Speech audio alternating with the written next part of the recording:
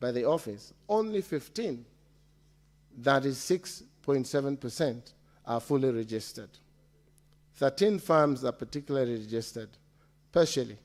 5 hold expired certificates.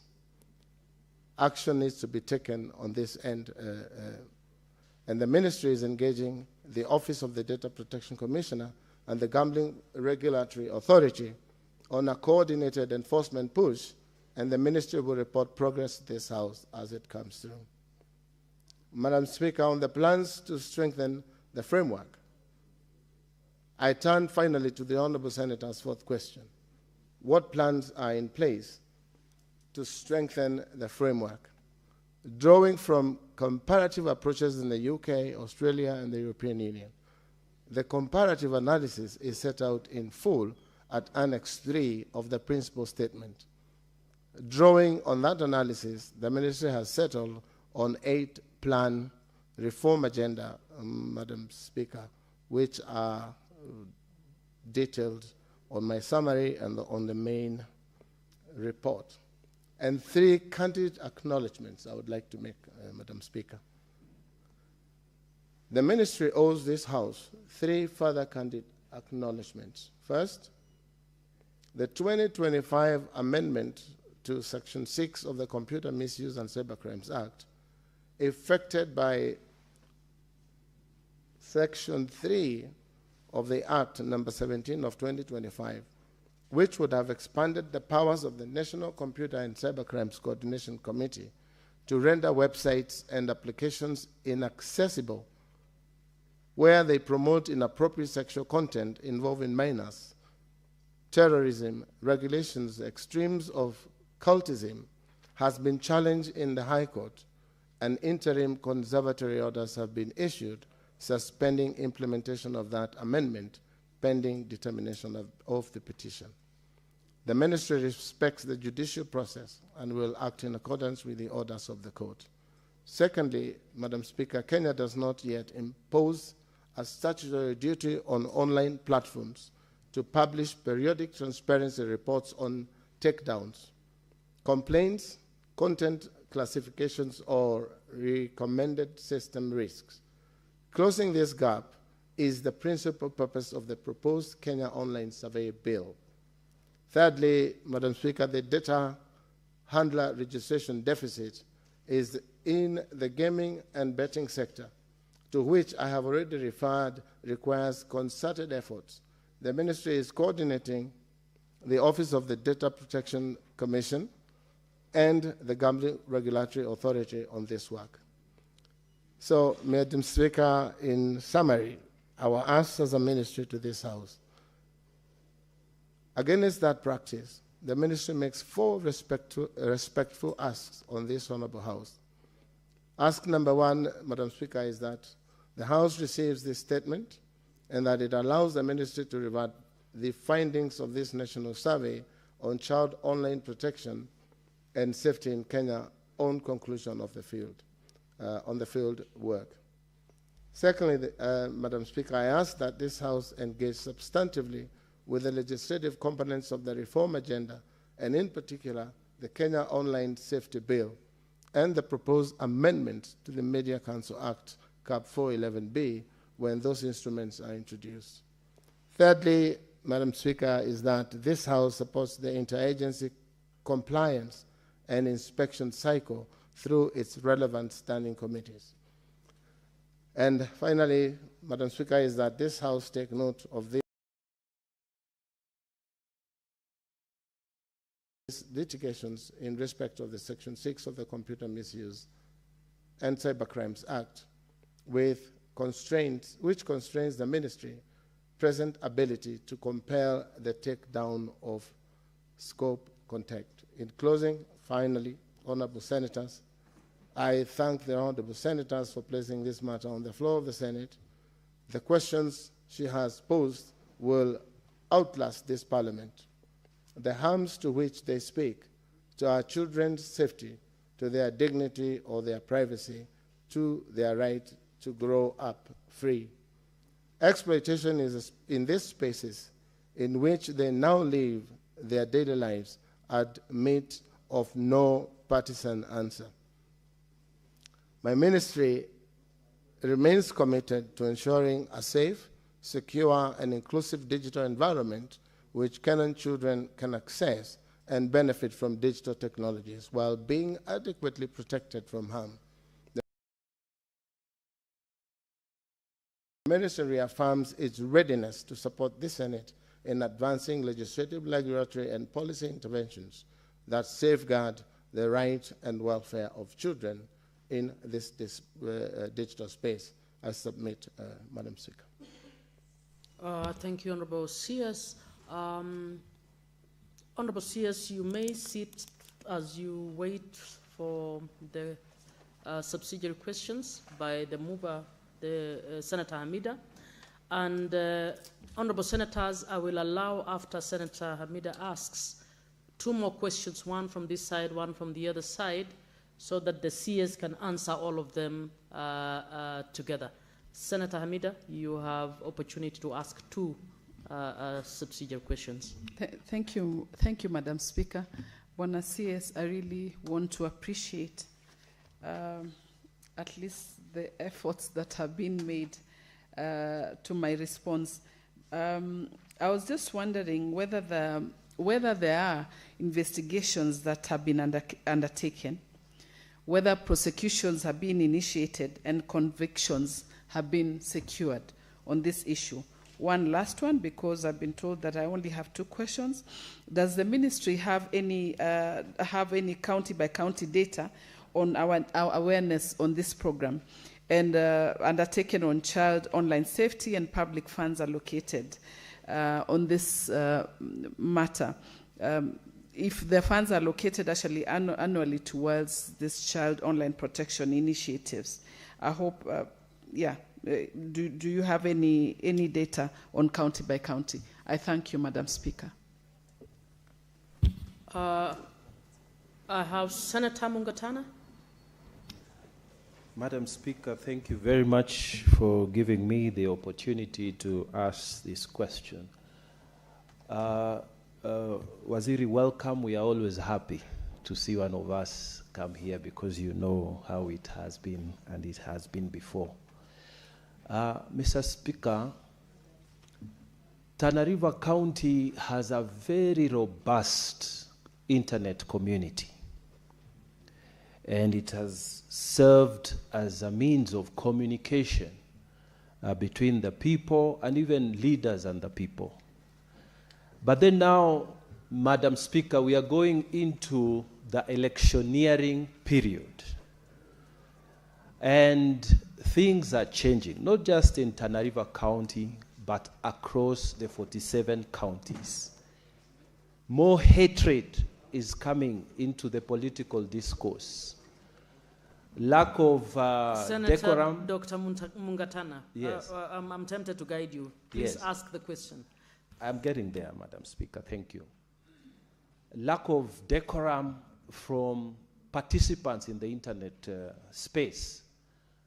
The question that I want to ask Waziri, as IEBC is preparing for the general election, which we hope will deliver a good election, what preparations are you making, proactive preparations are you making as a ministry through the ICT to go into this internet space so that good political discussions are done and not this dirt? Mr. Speaker, Madam Speaker, I have seen one of our colleagues being exposed here fighting another colleague. Senator, your question is clear. I'll allow you to sit. So you're taking opportunity to actually make a contribution. No, Thank you. I'm asking whether he has seen yes. one of our colleagues being beaten to the ground, and then another AI-generated thing showing him beating his opponent. It's becoming nasty. What yes. is the Senator, ministry your doing? question is very clear. Senator, Minority Leader, Senator Mazayo.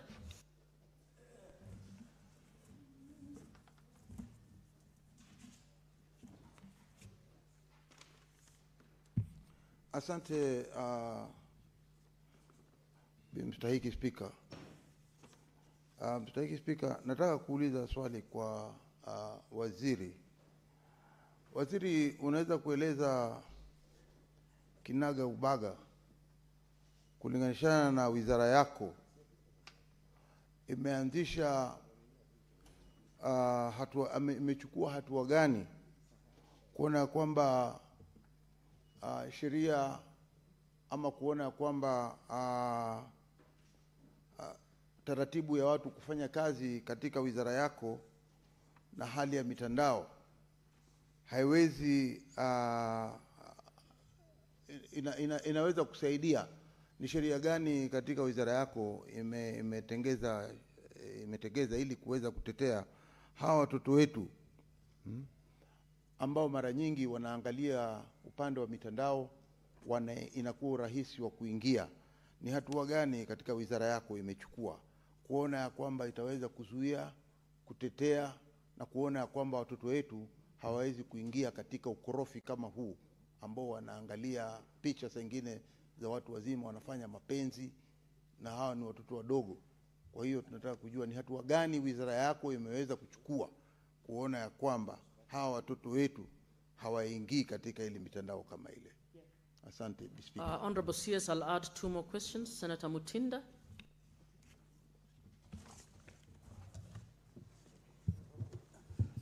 Thank you, Madam Speaker. And also let me appreciate Bwana Waziri William for the great response that you've done. But definitely we have a few concerns, and directly to the point, Madam Speaker, I'm just curious in regards to the draft of the cybersecurity draft strategy that has been mentioned before. How many security professionals does Kenya currently need in terms of the opportunities that exist for our young people in the space of cyber security? And what's your take as the minister with the discussion that is in place? Senator Mutinda, the rule is 1 question and you've done the question. It's just the curriculum factor that just wanted to hear from the ministry if there's anything that is a second question. Is thoughts in terms of curriculum. Thank you, Madam Speaker. It's for our young people. Thank you so much. Senator Eddie Okech. Madam Speaker, thank you for the opportunity, and I've listened to the CS very keenly. And Madam Speaker, if you realize, the CS has really looked at the legislations and the legal actions and framework that exist in terms of this response. But I think that on this question, could the CS just be very clear on what is the ministry doing to hold the platforms accountable? Because this is the question. Because if you go to a place like the EU, we have got the Digital Services Act, but the last of that act is given life by the relevant ministries holding platforms accountable. Is there a framework that the ministry has put in place in this digital citizen world that ensures that Meta, that owns Facebook and owns WhatsApp and owns IG, that TikTok, that all these platforms have got an accountability framework to the country? This is the fundamental question I need to ask the minister. Honorable CS, you may respond to those questions. Thank you, Madam Speaker. One undertaking I want to give, Madam Speaker, is because I may not comprehensively answer the substantive supplementary questions.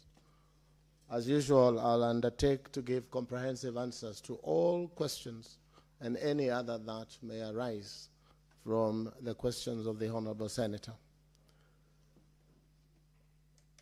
Madam Speaker, on the issue of investigations, we have had several discussions with the Office of the DPP to give us information on the successes or failures of the many cases that they have forwarded. And Madam Speaker, that information is yet to come to us from the Office of the Prosecution Office, and I hope that by the time of close of the month, we shall have all the necessary cases prosecuted, their successes and failures and reasons thereof. Mr. Speaker, the Senator for Tana River has asked, during the electioneering period, whether we are prepared and what it is that we are doing in preparation of the elections and the things that may happen, as has been witnessed from some of the members here. We have, Madam Speaker, put together a committee of different departments, including security, our offices, the election, IEBC, to make sure that we are properly prepared during this period and going forward, that this becomes a continuous process, not only during elections. And I hope that by the time we get near December, we should be able to say exactly what we have planned. But again, Madam Speaker, I want to say this, that also it's incumbent upon us as leaders to be able to talk to our children and those that are under our care on how we discipline ourselves, a situation which will become the norm of the use of the internet space. I say this cognizant of the fact that there are countries like the UK that do not have a constitution, but they have the modes of how they operate. So we need to start talking about safe mtandaoni, and that only can come from us discussing as Kenyans, leaders, and all involved parties. The Senator Mazayo, I think, Judge Mazayo, asked the question on hatua gani tunachukua sisi kama wizara. Mheshimiwa Speaker, sheria moja ambayo tumesema imepelekwa kotini ilikuwa ni sheria ya kuweza kuondoa yale maneno imewekwa mitandaoni na kuweka chini, lakini mahakama imesimamisha sheria ile na zingine ambazo zilikuwa nia yetu kama wizara kwa kutengeza ile sheria ni kuweza kuruhusu shirika kama Communication Authority kuweza kuondoa mitandaoni hizo habari au maneno hayo ambao yanatekelezwa katika mtandao. Tunahofia, Mheshimiwa Speaker, kuwa hivi karibuni hiyo koti itaweza kuondoa hizo maneno za kuzuia ili tuweze kung'ang'ana na story ya kuweza kuondoa habari mbaya au maneno mbaya ambayo inafanyika mitandaoni. Mheshimiwa Speaker, I think it was Senator Eddie, who says we need to have very clear as a ministry on the framework that we are doing. I tried, Madam Speaker, to explain on the frameworks, but you directed that I do not go into details. I undertake, Madam Speaker, to be able to bring a comprehensive answer on the frameworks and what it is the ministry is doing currently and the proposed actions in the future to make sure that this space is free and good for our children to indulge. I submit, Mr. Speaker. Senator Eddy, what is your intervention? Certainly it cannot be a point of order. Mr. Speaker, I think that either the minister got my question wrong or did not just answer it at all. I did not ask about legal frameworks, Mr. Speaker. I indicated that the minister has centered on legal frameworks that exist. What I asked the minister is, how is the ministry holding platforms accountable? Because the legal frameworks are there to ensure that there is robust standards, to ensure that the safety standards are implemented according to our constitution within those legal frameworks, to ensure that there is fast reporting mechanisms, and to ensure that there is protection of minors. All these things exist. What is lacking is how do you hold those stakeholders who are owning these platforms accountable? For instance, Meta, that owns Facebook, that owns WhatsApp, that owns IG, are registered in Ireland. They're not registered in Kenya, yet their platforms are distributing content that do have impact on our children. what is the ministry doing to hold Meta accountable? What is the ministry doing to hold TikTok accountable? What is the ministry doing to hold these all social media platforms accountable to the frameworks and standards that have been established by the country? That's my question. Yes, Honorable, yes. Mr. Speaker, I quite agree with Senator Eddy that the issue of framework had been exhaustively explained. On what we are doing, Mr. Speaker, with players like TikTok and Meta, one action is the takedown action. The other action, Mr. Speaker, is that Communications Authority, through regulations, has been mandated now to stop operations of those platforms in the event of breach. But again, Mr. Speaker, we have issues that people run to court to stop us from doing certain things.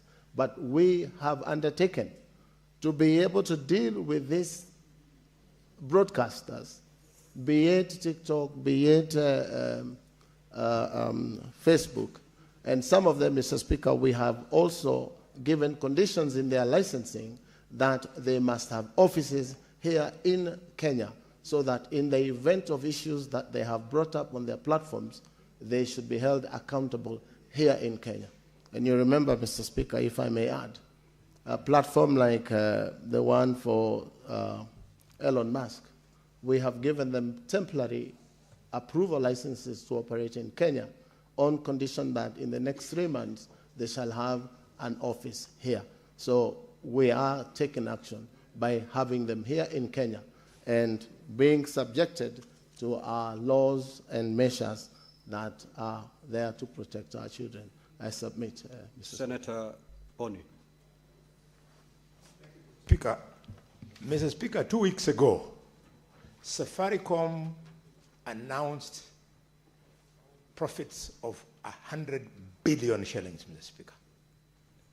What is the minister doing to ensure that this theft, open theft, by a company which is not in business but is doing profiteering, young people are protected by having access to cheaper rates of using ICT? Especially, Mr. Speaker, in view of the fact that your government promised Kenyans, especially the youth, free Wi-Fi for them to be elected. Senator Munyehaji. Asante Mheshimiwa Spika. Yangu mimi ni swala kuhusiana na matangazo ya rejareja kuhusiana na mambo ya kamari, yani betting. Ukifungua redio kila baada ya dakika 10 kuna tangazo la betting.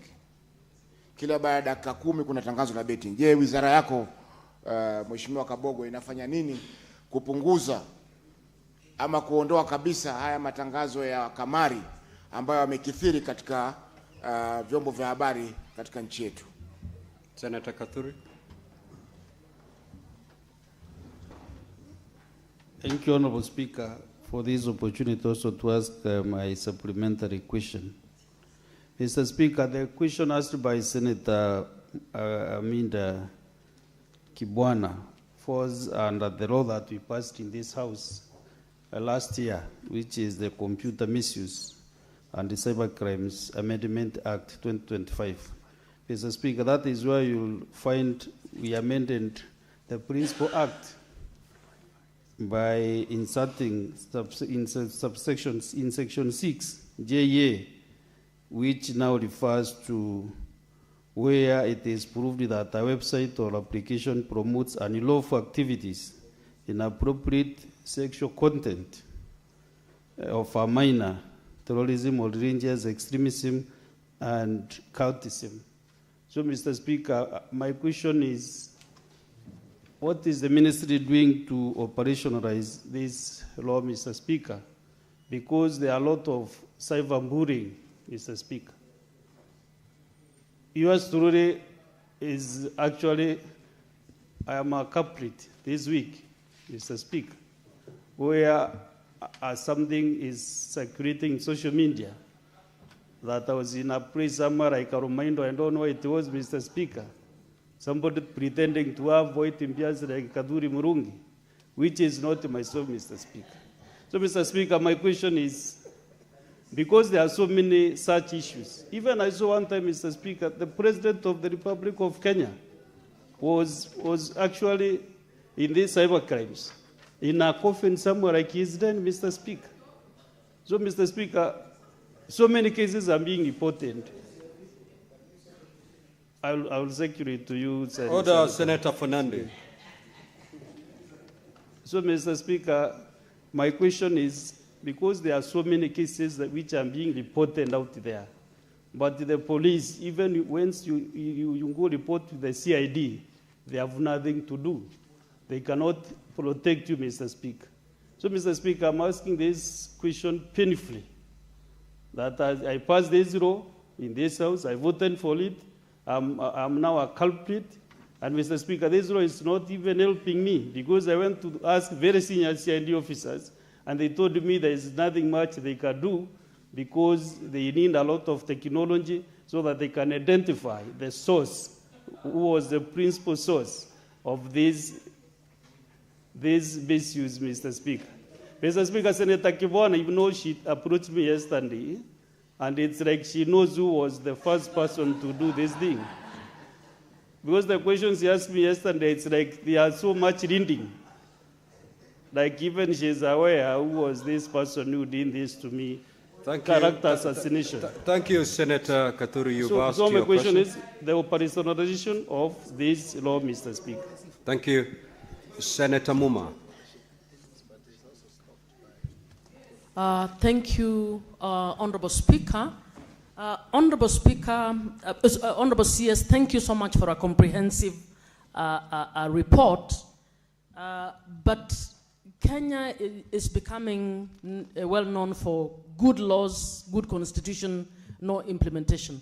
You admit to the fact that the gambling companies that are operating in Kenya and misleading our young people are way more than the ones that are legal. I would want to know exactly who is supposed to deregister these companies, because you cannot come here and say there are so many that are not working. It is the executive that should actually be implementing the law that should not facilitate such companies to operate, because we know what they are doing to our young people. Senator Karungo. Thank you very much, Mr. Speaker, and good morning, CS. Mr. Speaker, I'm always happy when I see a citizen of Kiambu serving the nation. My question, having scanned through the response, which I can say is unusually honest, because it reveals weak enforcement, weak data, and weak accountability, my question is, from the report, only 15 out of 224 gambling and betting firms are fully registered. That is 93% of them are not registered. My question is, can the CS explain why? Because they are out there collecting data from Kenyan citizens and mostly Kenyan minors. That is in your report, table 1. Thank you, Mr. Speaker. Senator Chesang. Thank you, Mr. Speaker. I have one concern, Mr. Speaker, and I would also like to know what the ministry, what is the ministry's plan in terms of solving this issue. Mr. Speaker, the government has spent so much money to put infrastructure and open so many ICT hubs in the country, including in our polytechnics. The ones that are being built now, the Center of Excellence, and the ones that are deployed through our Member of Parliaments, the 1,450 hubs in the country. Mr. Speaker, personally, as the ICT chairman, I have so far accompanied the ministry in opening so many of those ICT hubs. And my worry is the ones that have gone back to, Mr. Speaker, are not working in the way that they are intended to work, in terms of assisting many of our youths, creating employment, and... Senator Allen, what is your question? I'm going and to avoid ask my making question. a speech. I'm asking my question. So, Mr. Speaker, many of our youths are not monetizing in those ICT hubs. So, the 1450 hubs, my question is now that the 1450 hubs that are being built across the country in each and every ward, what is the ministry's plan in making sure that when these hubs are finished, and we have many of our youths across in all these 47 counties in these hubs, what is the measures that the ministry is taking to make sure that once these hubs are fully equipped, that they can serve the purpose that they're supposed to be intended to do? Because Senator Mazayo?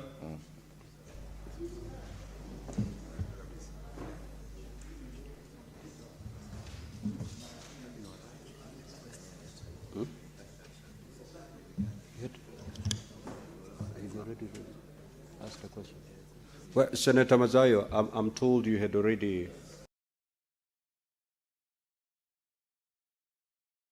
asked a supplementary question.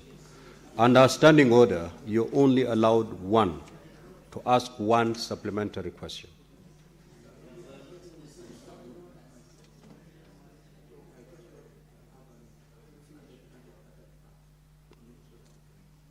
So, CS Kabogo, you had noted the question by Senator Mazayo. You need to clarify further because the Honorable Senator is saying it was inadequately responded to. You may proceed, CS.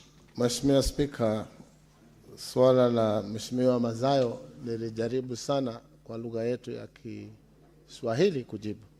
I did it to the best of my ability as I sit here. But Mr. Speaker, as I started answering supplementary questions, I did give an undertaking that after we get proper questions on the handset, the ministry will undertake to bring a supplementary paper on all questions that are asked on the floor of the House. Mr. Speaker, on the question asked by the Honorable Bonnie on the issue of Safaricom, I'm afraid, Mr. Speaker, I am not aware of Safaricom making dubious profits. I probably would want to seek further guidance on that statement the Honorable Bonnie asked. But on the issue of Wi-Fi, we did promise, yes, Kenyans, that we shall put public hotspots. Initially, Mr. Speaker, only about 3,500 public Wi-Fi hotspots were working when I joined the ministry. And the problem that we have on the many that are not working is that sustainability issues were not considered during inception. And a team has been put together, Mr. Speaker, to make sure that we get a sustainable way of maintaining, because some of them is not even bills, it is just an issue of maintenance. What we have proposed and are doing now in the ministry on the issue of public Wi-Fi, Mr. Speaker, is to give this Wi-Fi business to the young boys and girls where they are, for them to maintain on a small fee of about 5 shillings for anyone who wants to use this Wi-Fi. It's now undergoing public participation between the ministry and other involved parties, so that we may actualize the issue of making sure that public Wi-Fi hotspots are maintained by young Kenyan boys and girls where they are. So I envisage, Mr. Speaker, that by the end of the year, we should have about 10,000 public Wi-Fi hotspots working and running in those public areas. Mr. Speaker, on the issue of betting kutoka kwa Mheshimiwa Haji. Nilisema katika taarifa niliyopeana hapa, Mheshimiwa Spika, kuwa shida kubwa sana imetokezana na mambo ya betting, na 70% ya shida nyingi ambazo zinapatikana mitandaoni haswa zinakuja kulingana na mambo hayo ya betting. Tuna habari kwamba, Mheshimiwa Spika, hata vijana wengine hushikia wamama nyumbani kisu, ampe 100 ili akaweze kwenda kufanya maneno ya betting. Kwa hivyo kipaumbele katika wizara yetu ya mawasiliano ni kuweza kufuatia sheria ambazo zimewekwa. Japokuwa changamoto, Mheshimiwa Spika, ni kuwa kila sheria ikiwekwa na ni sheria nzuri, Wakenya hukimbia kotini haraka na kuweza kusimamisha.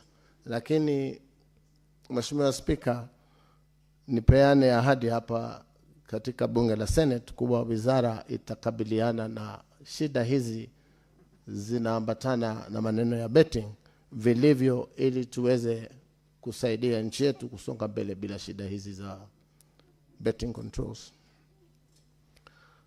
Mheshimiwa Speaker, on the other matter raised by the Honorable Katuri, a very serious concern, yes. Many of us have suffered. And this is what, Mr. Speaker, I expressed in my statement, that we already now have laws and regulations to be able to deal with this issue, especially one, the take-down part of it, which, Mr. Speaker, I have said we've been stopped by the current matter in court, and we hope that this matter will be cleared soonest for us to be able to take action. Also, Mr. Speaker, we have a committee between the ministry, the regulators, and the office of DPP to make sure that most of these cases are prosecuted ASAP. Again, we have a problem there because, as you know, our criminal procedure systems require certain procedures to happen as people are taken to for criminal prosecution, Mr. Speaker.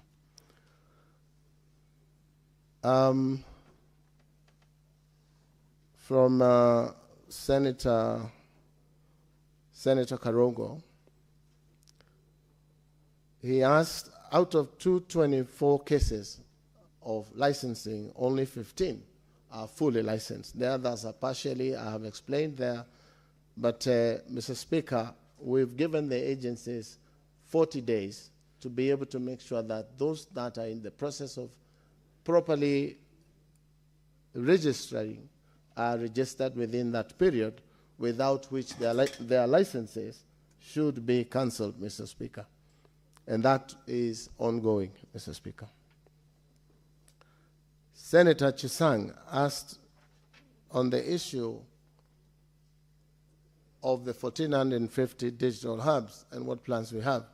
Mr. Speaker, we currently have trainings going on for young Kenyans who will be engaged as trainers to be taken into those digital hubs where they shall become trainers of trainers to train those that will be responsible for training young Kenyans who are using these digital hubs as platforms for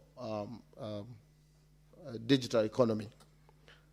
I want to tell the House that also recently we have engaged a company that is giving us 700,000 trainings to young men and women, which will be issued with certificates of online platform using. So the ministry is aware. We're also a little bit slow on the issue of completion of these digital hubs, and we have spoken to members of parliament to try and expedite the construction of these digital hubs. We currently are having devices to take to those that are ready, and this exercise is ongoing, and Senator Chesang, being the chair of the ICT committee, is very involved in the process of bringing these hubs to working. What was the other one? I think that's all, Mr. Speaker, unless I have missed any. But again, Mr. Speaker, as I said, I undertake to bring in, once we get the answer to get the proper questions, we shall bring in a substantive answer for each and every one of them. I submit. Yes, Senator Kathuri. What's your intervention? Honorable Speaker, I'm not sure whether you attempted to answer my question. So maybe you can do that before he leaves. Mr. Speaker, this is the one that I said we're having issues on taking down those things that, for example, what I have seen that you referred to because of the current court case. We are trying to lift that ban in court so that we can start doing it. But our hands are tied at the moment. But between us and the regulators and those that are involved, there is something the ministry is doing to make sure that we can put a stop to them before they are aired. And that is happening. Again, not trying to circumvent the matter that is before court, Mr. Speaker. But again, I said we shall try and make sure that you have comprehensive answers to each and every question. And we even ask those that had supplementary questions that they didn't ask, if they can be forwarded to the ministry, we shall be more than willing to answer, Mr. Speaker. Thank you, Honorable Sears. You may now take leave. Honorable Senators, we will move to question number 027 by the Senator for Kisumu County, the Honorable Tom Ojenda.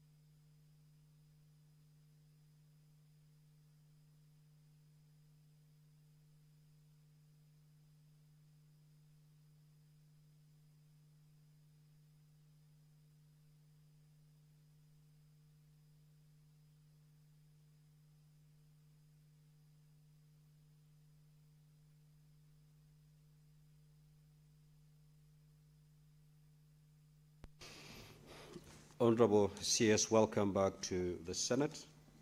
We'll straight away go to question number 027 by the Senator for Kisumu County, the Honorable Tom Ojenda.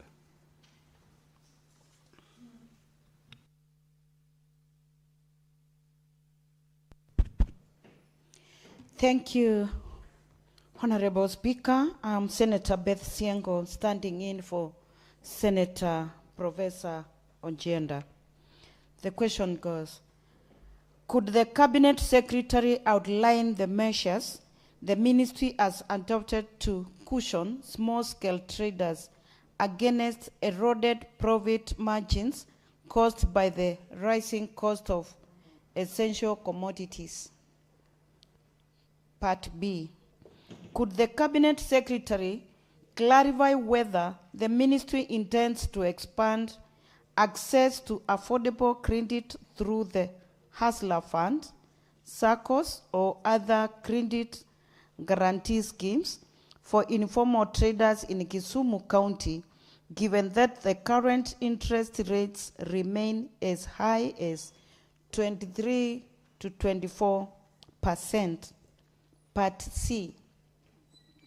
What safeguards exist to ensure that women and youth traders who form the majority in Kisumu's informal markets are equitably included in these credit support programs?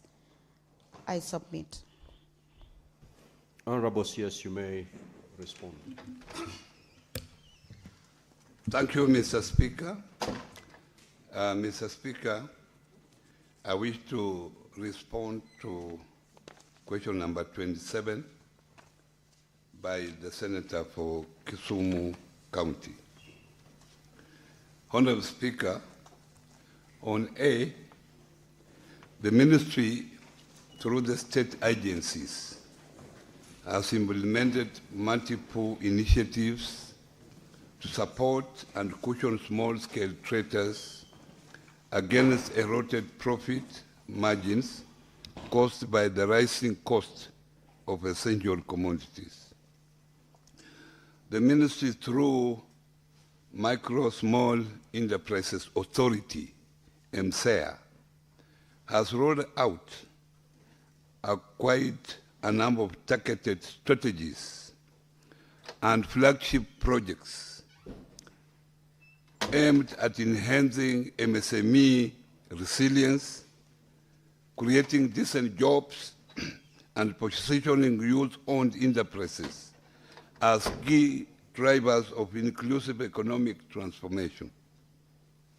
Some of the intervention and measures include grants and affordable financing, market access platforms, capacity building, digital transformation, constituency industrial development centers, CIDCs, work sites in various markets, modern markets being built, cold storage facilities, formalization of MSMEs, and circular economy and value chains.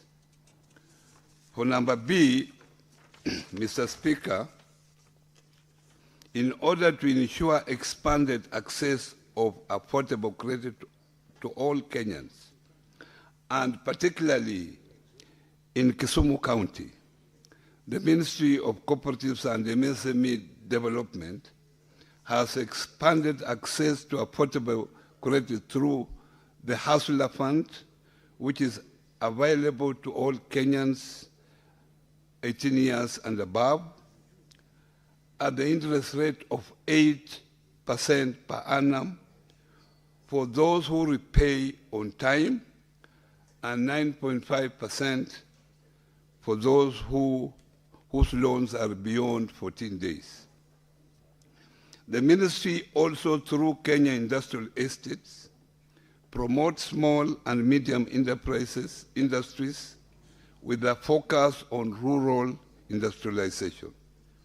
Kenyans, including Kisumu traders, and specifically those with focus on machinery, qualify for credit facility with an interest rate of 10% per annum. The ministry has also supported the development and growth of savings and credit cooperatives, SACCOs. SACCOs are key players in the realization of Vision 2030 and the Kenya Kwanza plan of bottom-up economic transformation agenda by mobilizing savings and credit uptake for investment.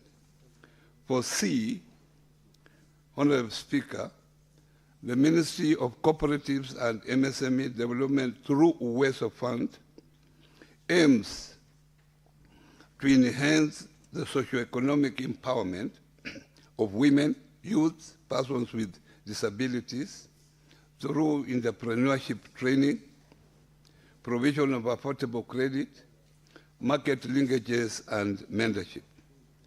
The program is delivered at the constituent level as a revolving fund whose activities are implemented by the respective constituency WESO Fund Management Committee. The fund has provided affordable credit amounting to 197,984,000 to 2,212 groups, 1389 women groups, 745 youth groups, and 78 groups of PWDs.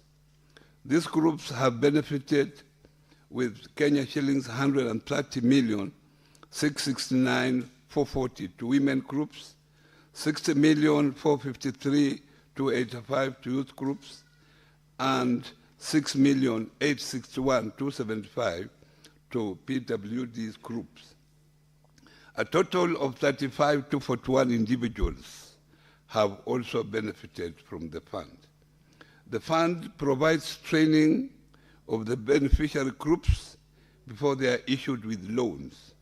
So far, 82,659 beneficiary groups have benefited from these programs within Kisumu County, having 276 groups of youth and women who have been trained on business development services.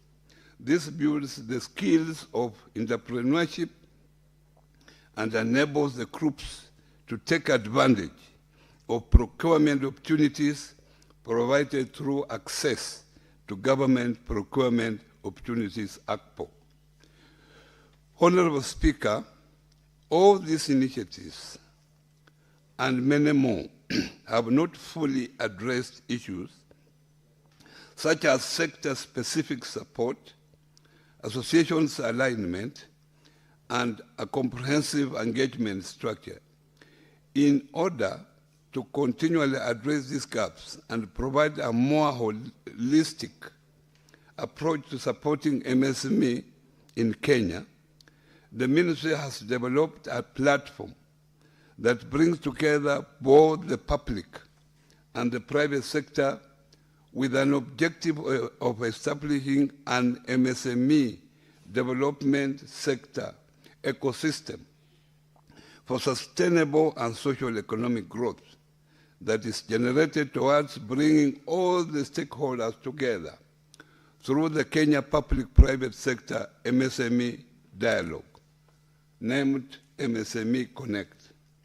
Already, the engagement with MSME have been done with 5 counties, with one held in Kisumu on 28 November 2025, with the participation of over 1,000 enterprises. This has provided an opportunity to all MSME in all counties to market their products, network, and contribute to the policy framework discussion while aligning the business owners to adopt a saving culture through the cooperative. Honorable Speaker, the Ministry is also intentionally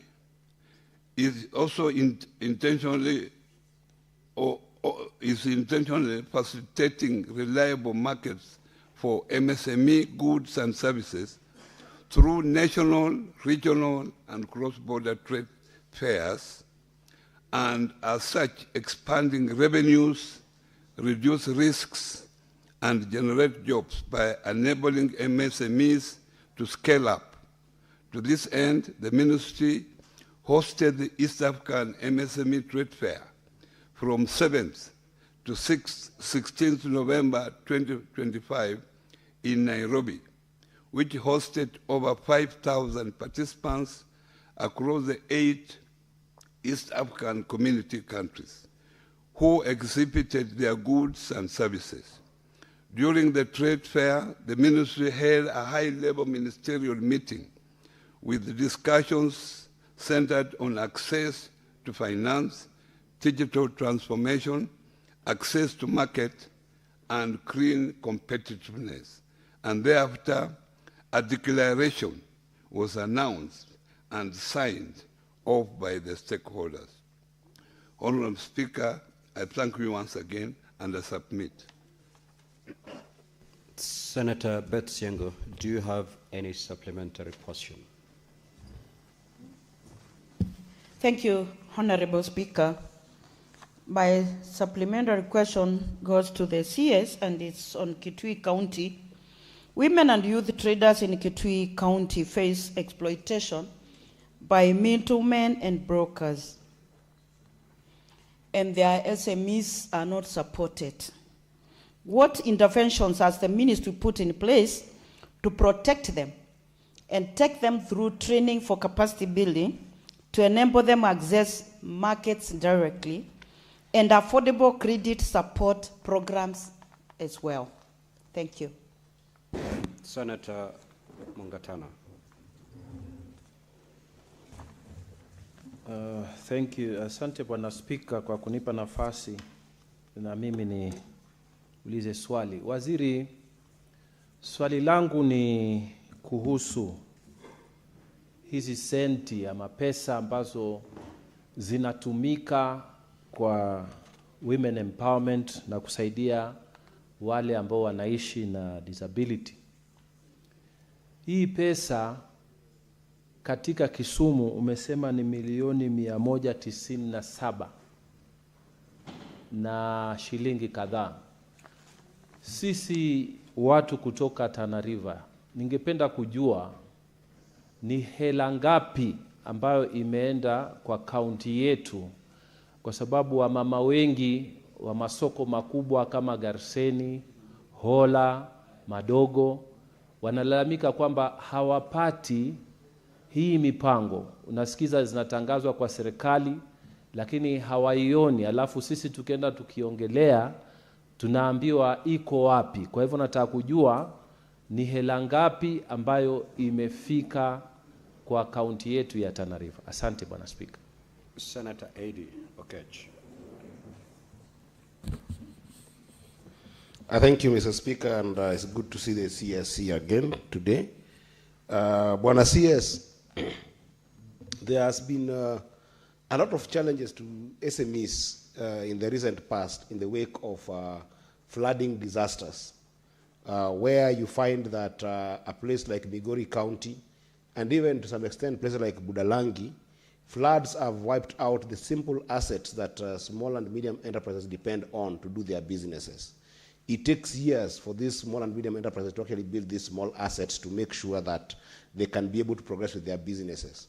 What is the ministry doing to intervene, not with credit facilities, but with flexible capital, to intervene and help those traders in Migori Market or even in Kabuto and Sori, places like Budalangi in Western Kenya, so that these small traders can be able to regain their cadence in terms of doing their businesses just by acquiring simple assets to continue with their businesses, especially because even Met has said that in the next seven days, we are still going to experience the same kind of floods and rains that could even affect these markets that we have that are small in our communities. I thank you, Mr. Speaker. Senator Chiranke. Thank you, Mr. Speaker, and it is good to see my neighbor, CS Oparanya. Mine is on the issue of Hustler Fund, Nyota Fund, Youth Fund. Mr. Speaker, he has indicated in response to the issue of access and the high interest rates on the commercial bank loans. My issue, Waziri, as a ministry, do you have intention either to waive these interests, to give them an holiday in terms of payment, or even cancel or absolve some of the loans, not only in Kisumu County, but across the country, Mr. Speaker? I yield back. Senator Wakwabubi.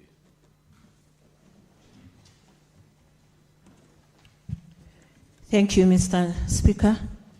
CS Oparanya, thank you for the presentation. And I would like to begin by appreciating you for empowering vulnerable groups in Bungoma County last week, in Bumula sub-county.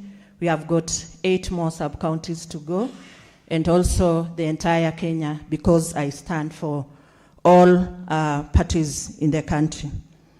My question is this: what interventions is the ministry putting in place to stabilize prices of key commodities like fuel, electricity, transport, basic goods, and the issue of collateral security when these vulnerable groups come to seek for loans? And all those are affecting small-scale traders countrywide. Thank you. I yield. Senator Muma. Thank you, Honorable Speaker. Welcome, CS Oparanya, to the Senate. My question is about the Hustler Fund. Honorable CS, among the first days you came here, you indicated that the default rate on the Hustler Fund was quite high. Would you kindly share with this House how much, in terms of percentage, we lost as a country in terms of bad debt relating to the Hustler Fund, and what lessons have been learned and can be shared countrywide openly in order for the future such funds to actually perform better? Senator Mwenda Getaya. Waziri, ningependa kujua, unajua huduma ya Fuliza ilianza kwa msisimko mkubwa sana. Lakini nimepata taarifa kwa wafanyikazi wengi, wafanyabiashara wengi sana wadogo ambao wanasema kwamba hiyo huduma imefifia. Sijui wizara yako iko na mpango gani ya kufufua hiyo huduma ndio wale wafanyabiashara ndogo waweze kunufaika kwa hiyo huduma. Honorable CS, you may now respond.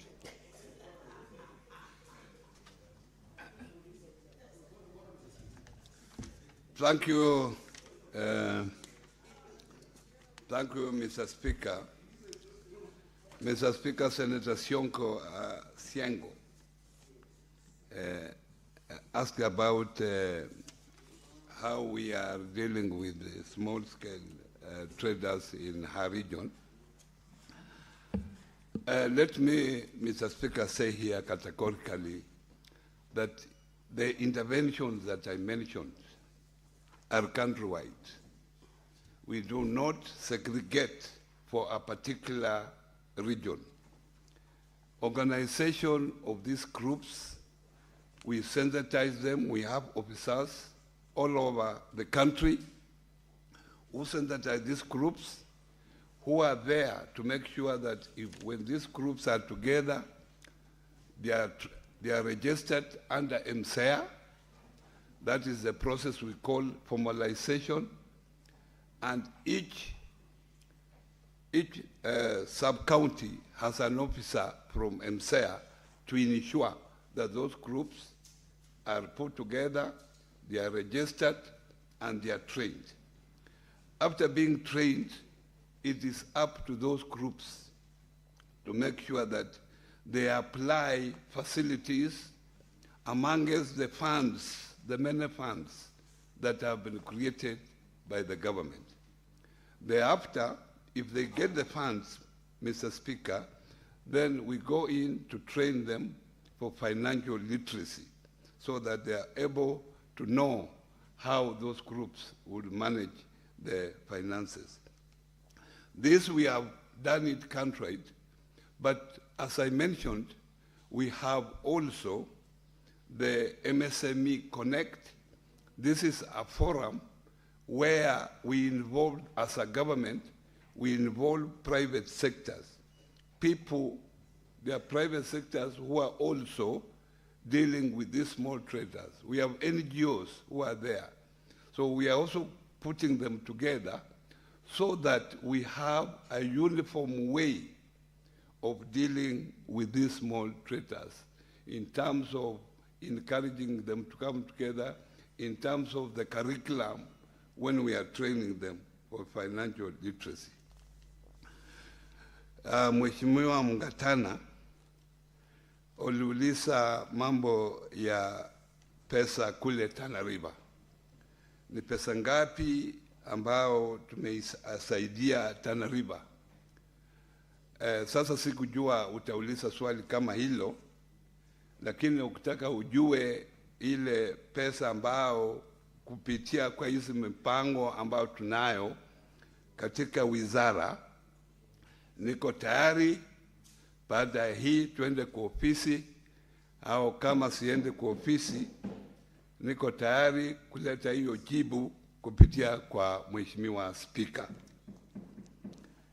On the issue of Migori County, you talked of disaster. Disaster is a cross-cutting issue. It's very difficult to pin disaster on one particular ministry. And when we have disaster, mainly the Ministry of Internal Security plays a leading role. It is a multi-ministerial agencies come together to deal with disasters. So a portion that is applicable to my ministry, you are a portion and you see how to deal with it. And in most cases, you find also, if the disaster is not material, then you find that we leave that disaster to be dealt at the county level. So county governments have also a role to play.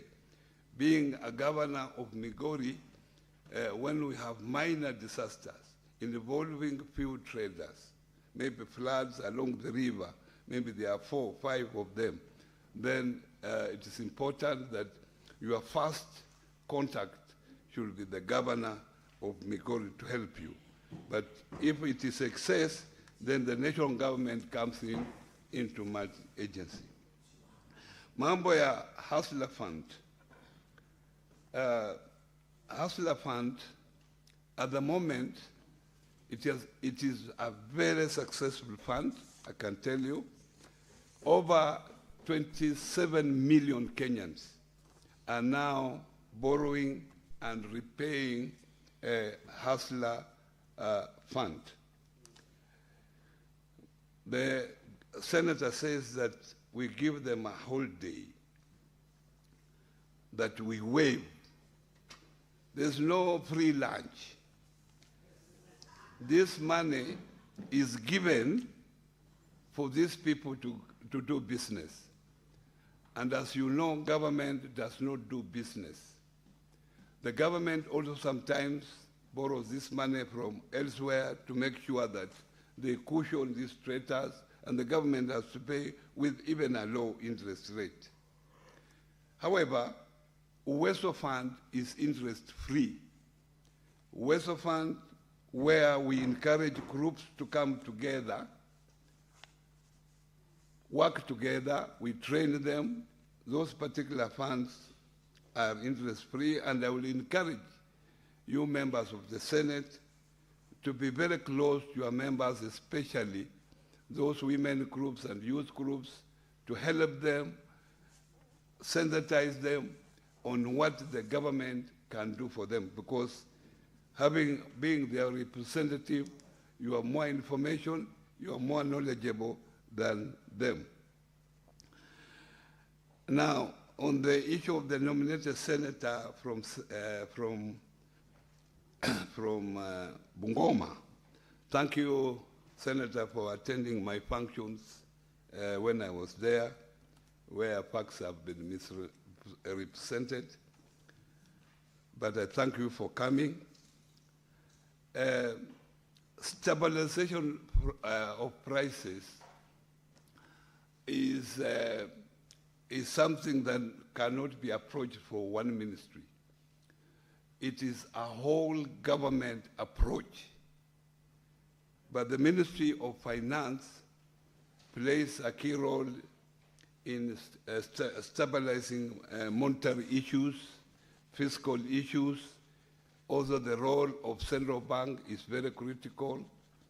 So it's not just an issue of one ministry. This a multi-ministerial, it's a national government entire approach. So this is not an issue that I can tell you that I can have the right answer for you, but what I can say as a ministry, we are just trying to cushion small businesses by making sure that they get created, affordable credit from various funds created by the government, and this also improves in stabilization of prices to some extent, because their products are fairly priced to the people. On the issue of collateral, the issue of collateral has been an issue, especially when you talk about small traders who don't have fixed assets at the moment that they can use for collateral. And that's why the government has introduced Hustler Fund. With the Hustler Fund is a digital financing ecosystem that you do not need collateral at all. And Hustler Fund now, if you are a good borrower, you borrow and you repay. Now you have a limit of borrowing up to 150,000 shillings, which you can borrow at very low interest rate, but no collateral at all. I will encourage members of parliament here, the senators, to be part of the ecosystem of Hustler Fund. Because unless you are in need, then you cannot educate other members of your members of your community. On the Hustler Fund default rate, usually when a new thing comes up, people rush to test to see what is in there. And this is what happened with Hustler Fund. Quite a number of people who came in, about 7 million came in, borrowed, and some disappeared. We have been talking to these people, and I can assure you that some of them have been able to pay. But it is not all lost.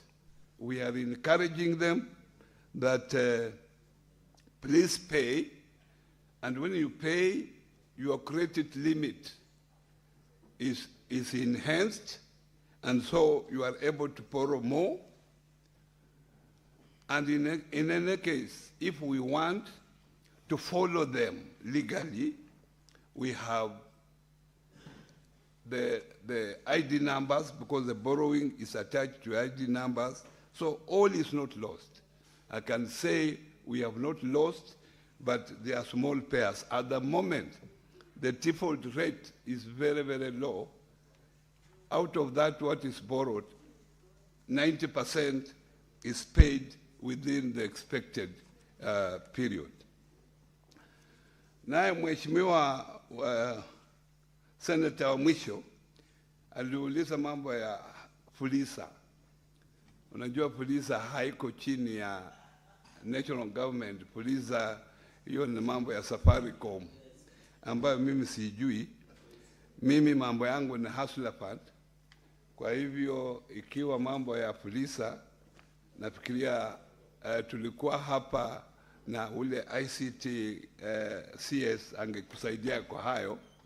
Mambo yangu ni Hustler Fund. So ukiwa na maswali ya Hustler Fund, niko tayari kuwajibu. Asante. We will now move to question number 35 by the nominated Senator Beth Siengo.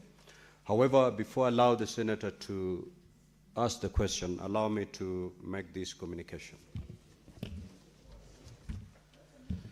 Now, honorable senators, would like to acknowledge the presence in the Speaker's gallery this morning, of a visiting delegation of the former Kenya Planters Cooperative Union, KPCU, staff and farmers.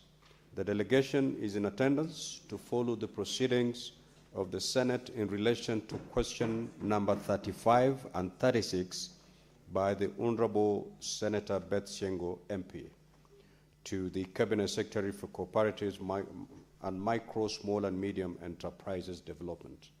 On behalf of the Senate and my own behalf, I extend a warm welcome to the delegation and wish them a fruitful visit. Honorable Beth Sengo, as you rise to ask the question, you can extend a word of welcome to the delegation. You may proceed.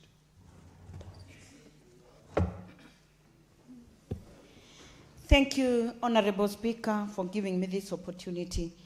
I take this chance to welcome the guests who are seated to follow the proceedings and the answer to the questions that I've raised, because they are directly affected by this. Honorable Speaker, I come from Eastern Kitui County, and these great citizens of Kenya, majority of them come from Central. This is a message to say that Kenya is one,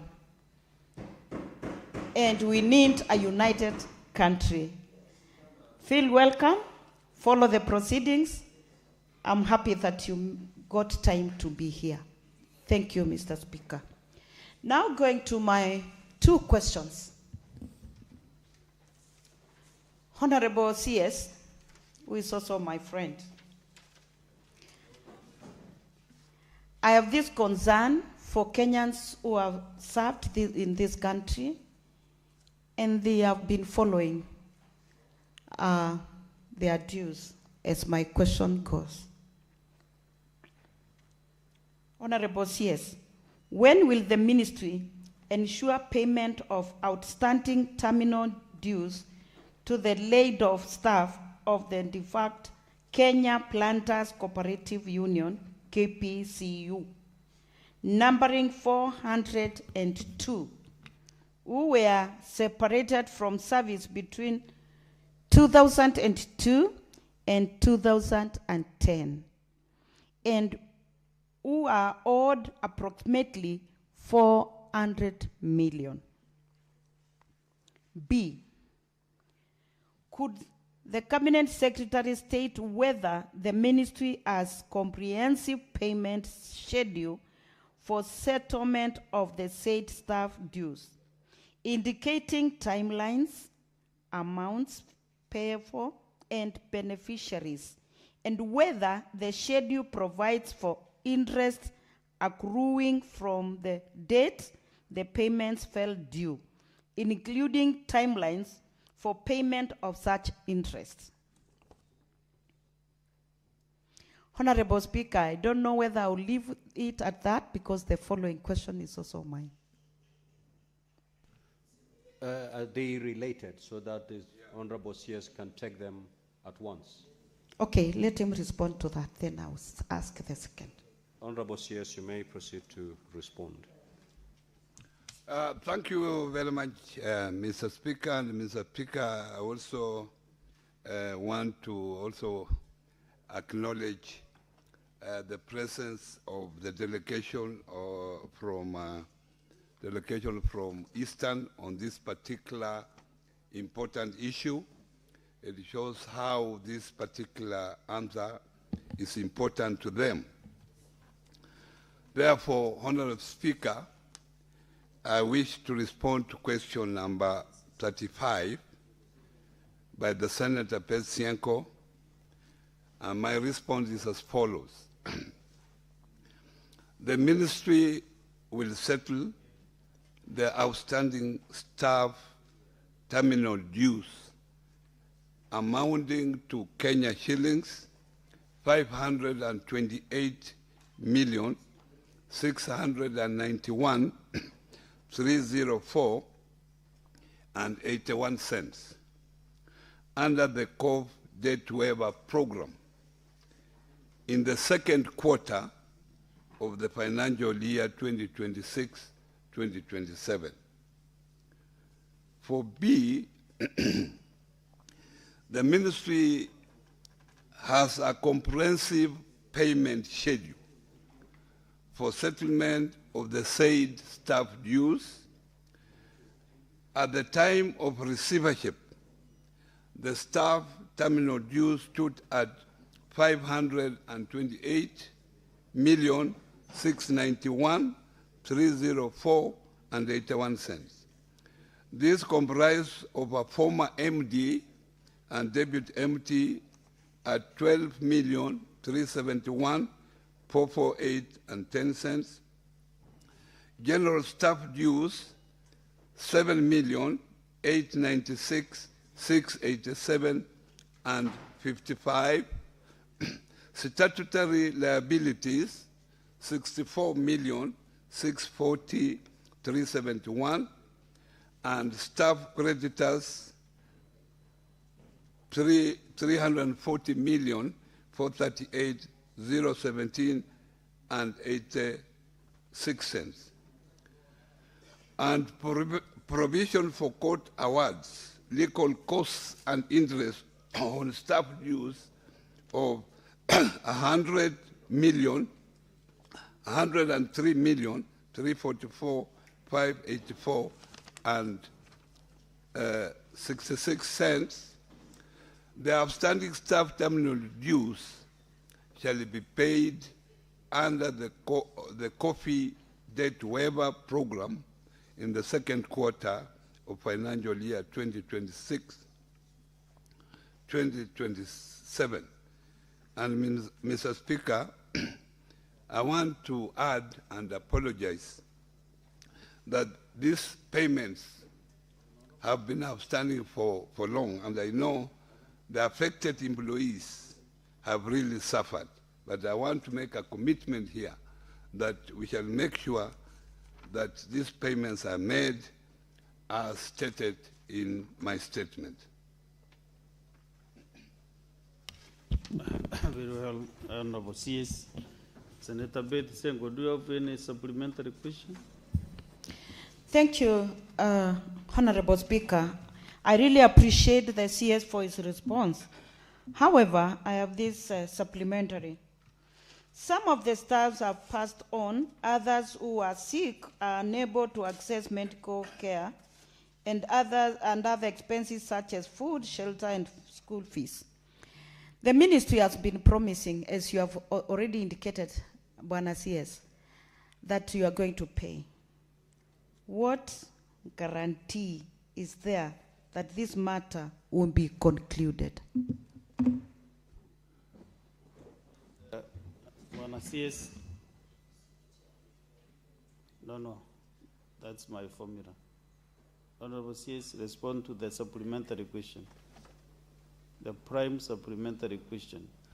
Yeah, thank you, Mr. Speaker. Mr. Speaker, I want to promise here that already this payment has been approved by the cabinet, and already it is going to be allocated in the coming financial year. The debt waiver was audited and established at 6.8 billion Kenya shillings. Out of that, Mr. Speaker, already the ministry has been given 2 billion Kenya shillings, and we are expecting 4.8 billion shillings, of which we have prioritized payment of this staff dues. And these matters arose because there was a receivership. And when there is a receivership, sometimes our hands are tied. We have to operate within the receivership regulation and laws, and that's why it has taken quite a bit to pay this particular staff. But let me guarantee you, Madam Siengo, that this amount will be paid as stated. Because this was a commitment by His Excellency the President when he promised to waive coffee debts. And these staff were lucky that part of the receivership amounts that were outstanding from the old KPCU amounting to 1.4 billion was included in that particular amount.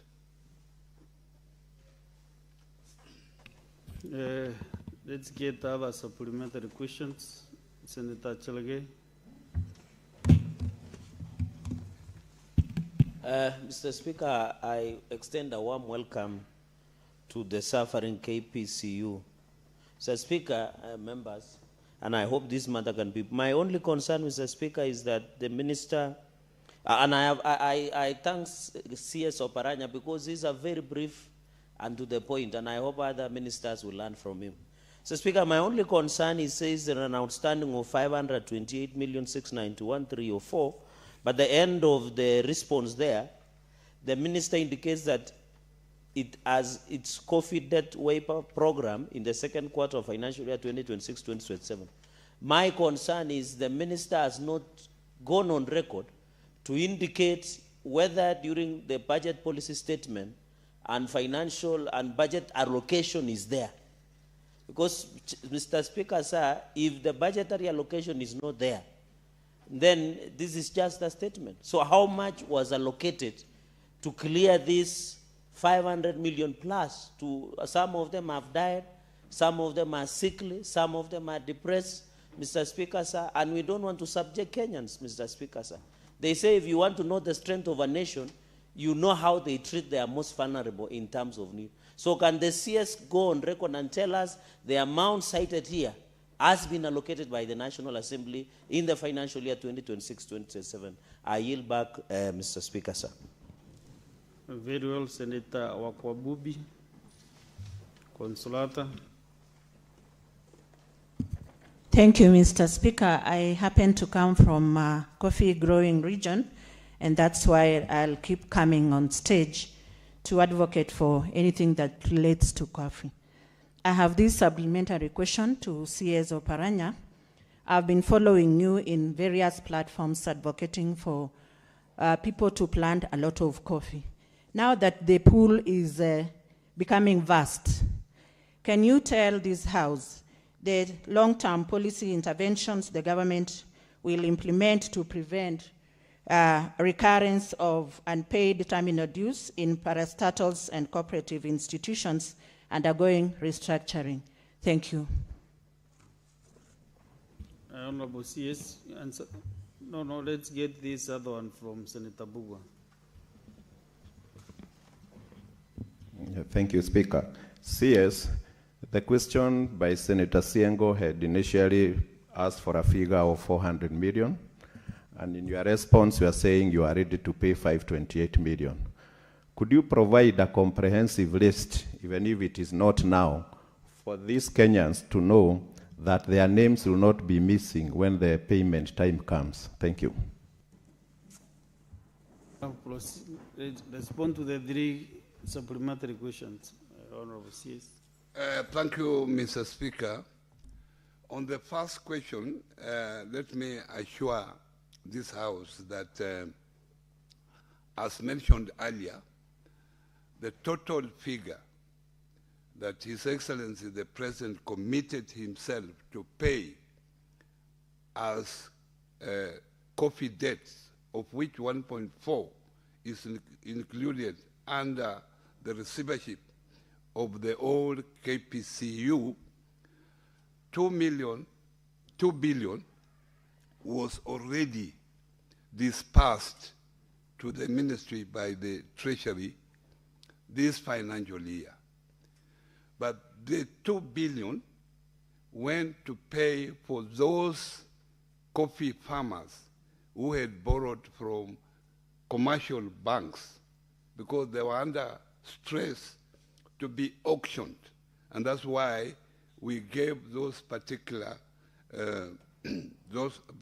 debts a priority when we use the 2 billion Kenya shillings. I want to assure this House, Mr. Speaker, that the coming financial year, we have already agreed with the necessary agencies that 2 billion will again be allocated to us the next financial year, 2026-2027, and I want to assure this House that the people, this staff have suffered enough, and they are going to get the first priority to be paid out of the 2 billion Kenya shillings. They will be the first one to be paid. And if they are not paid out of the 2 billion, I'm ready to be summoned here to speak really here why I lied to this House. The other question by the senator, my sister from Bungoma, the issue of long-term intervention and paid payments. Mr. Speaker, as a ministry, we found out that there were weaknesses in governance in cooperatives and in SACCOs. That's why some of these issues have been reoccurring year in, year out. As a long-term solution, the ministry has come up with a reviewed or revised cooperative bill 2025, which is already has gone through this House. It has also gone through the National Assembly, and now it is at mediation level. We are certain that if that particular bill is enacted, most of the weaknesses that we have been having in cooperatives will be sorted out. Issues of governance, issues of term limit, issues of supervision, they are all have been addressed within that bill. Secondly, we have also the SACCO, Societies Amendment Bill, which is already before the National Assembly, and it is on their way. They have gone through it. It is on its way to this House. And please, I plead with you that when it comes before you, look at it objectively so that we are able to pass it. And if the two bills, the mother bill and the SACCO bill, both of them pass, they will be able to resolve some of these issues. There will be non-payment because it may decades against such issues. I think those are the three questions. This one from Senator Chalgay. The last one is the list of beneficiaries. I never carried. I have the list, and it can be availed. I have my colleague here who is supporting me from New KPCU. I want to direct him to provide that list of beneficiaries so that, Mr. Speaker, it can be forwarded to your office for the consumption of the Member of Parliament. Senator Chalgay, what is your point of clarification? Mr. Speaker, you know, I only want one commitment from the CS on budgetary allocation. He is saying there is 2 billion Kenya shillings, but he has not committed that out of 2 billion Kenya shillings, the amount of 500 plus million that should be allocated to declare these employees of KPCU, he has not met that commitment that in their allocation.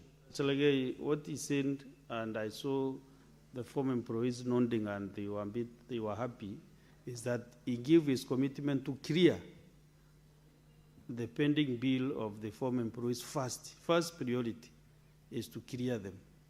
Mr. Speaker, I don't know whether my English and yours are the same and the English. No, Mr. Speaker, you know, I went to the great school of Kapsawet boys, where it has produced 2 or 3 presidents of this country, including the current one. My only concern is he has said there is 2 billion that has been allocated to the ministry to look into this issue of coffee debt waiver. My only concern is he willing, as per the priority and schedule list of the beneficiaries of former employees, including, and Senator Siengo has put it correctly, including the estate of the deceased and the sickly who cannot access those funds, including the administrators, so that any person who has passed on, the administrators or their beneficiaries can be able to benefit from the payout. That's not only my concern, but I appreciate with the way is committed to resolve this matter once and for all in this financial year. I yield back, Mr. Speaker, sir. I don't want to bring the CS on that matter back to the podium because this House has clearly absorbed its commitment, and it is on record that you will clear all the issues. And he has committed also to give the list to the representative of the KPCU members. So maybe what I can request is that the CS also has also said that he wants to be summoned again back to this House if he doesn't pay. So his commitment, and I know where he comes from, I know he is really committed, because my culture and his culture is almost the same. So when a man says, I commit, you take that as a gospel truth. And also the PS is aware, if we say yes, it is yes. A no is a no. So let's go to the next question, kindly. Thank you, Mr. Speaker. Sir, question 036. Could the Cabinet Secretary explain when the ministry plans to pay outstanding proceeds due to coffee farmers for coffee sold through the defunct Kenya Planters Cooperative Union, KPU, in the coffee pool year 2008-2009, amounting to approximately 60 million? B, could the Cabinet Secretary further explain whether the ministry has a payment schedule for the affected farmers indicating timelines, amounts, payable and beneficiaries, and whether the schedule provides for interest accrued from the date that proceeds fell due, including timelines for payment of such interest? Thank you. Bwana CS will respond.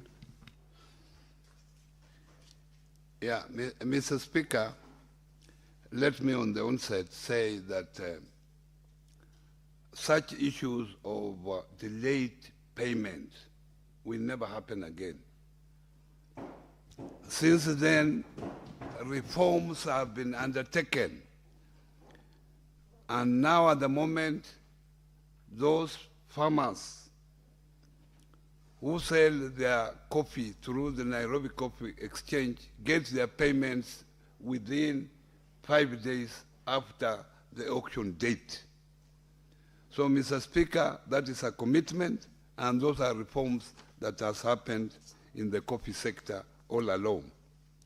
But, Mr. Speaker, I wish to respond to question number 36 by the Senator Siengo as follows. On A, the ministry plans to pay the outstanding balance of 56,392,928.87 cents proceeds due to coffee farmers for coffee sold through the Kenya Planters Cooperative Union, KPCU, in the coffee pool year 2008-2009 under the Coffee Debt Waiver Program in the second quarter of the financial year. Number B, the ministry has a payment schedule for the affected farmers. The outstanding amount to coffee growers in the coffee pool 2008-2009 was 56,392,928.87 cents.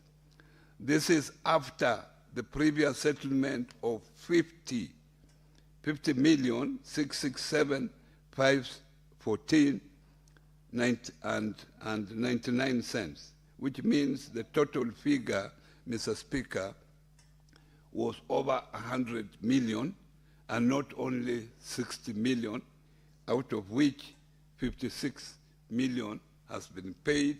There is an outstanding balance of 50 million. This amount is inclusive of interest at that time.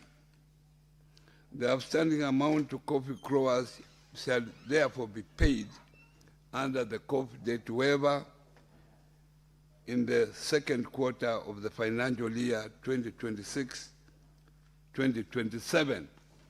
And I want to categorically state here that this question has similarity with the previous question, because this amount is part of the 1.4 billion owed to staff and various suppliers of the old KPCU, which has been included in the coffee debt waiver program for the second quarter of 2026-2027, and I want to confirm that this amount has already been proposed for allocation in the budget of 2026, 2025, 2026, 2027 financial year.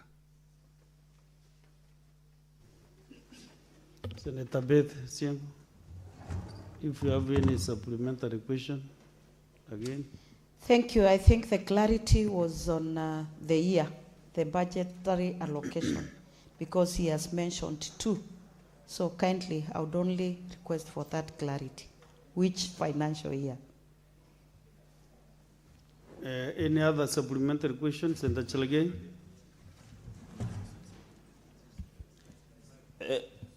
Sir Speaker, just further clarification on this payout to under KPCU and proceeds to coffee farmers. Waziri, if it is not of travel too much, there was a small matter also that happened with the old KCC and new KCC. So I really wanted to find out from other sectors apart from coffee. There was one, the non-payment of former KCC workers and payment to KCC, all KCC to farmers, if there is any other sector that needs to be paid, and whether the ministry has allocated. If you can provide now the response, or through the Speaker in the course of a few days, I'll be very grateful. I yield back, Mr. Speaker, sir. I'm interested with the KPCU issues first. Senator Mandago. Thank you very much, Honorable Speaker. Honorable Speaker, what I want is a confirmation from the Cabinet Secretary. The Cabinet Secretary says there is a proposal in the budget of 2026-27 financial year. Did the proposal from the ministry originate from the ministry, and does that specific figure as a priority for the ministry, Honorable Speaker, and whether there is any evidence to show that is actually in the proposal? When you look at this matter, it's a matter of 2008. We are now in 2026. Even the very farmers we are trying to pay, some of them, I don't know how they are going to receive that due, but probably when we offer offerings in the church, they will celebrate in heaven. So the few are still alive. They should be paid as soon as possible. So we want a confirmation and evidence that is actually in the budget. And it is upon the ministry to make sure that that allocation remains in the budget, and whether it is a priority in the budget. Senator Mandago, unfortunately, you know, you have just come, but we really conversed that matter. But for the interest, since you are one of the key representatives from the lift, you'll just get an opportunity to just give you that surety. But he really committed himself to those figures. Any other member? No. So, Honorable CS, you can answer those two. And if you'll attempt to answer the KCC and the new KCC matter. Okay. Thank you very much.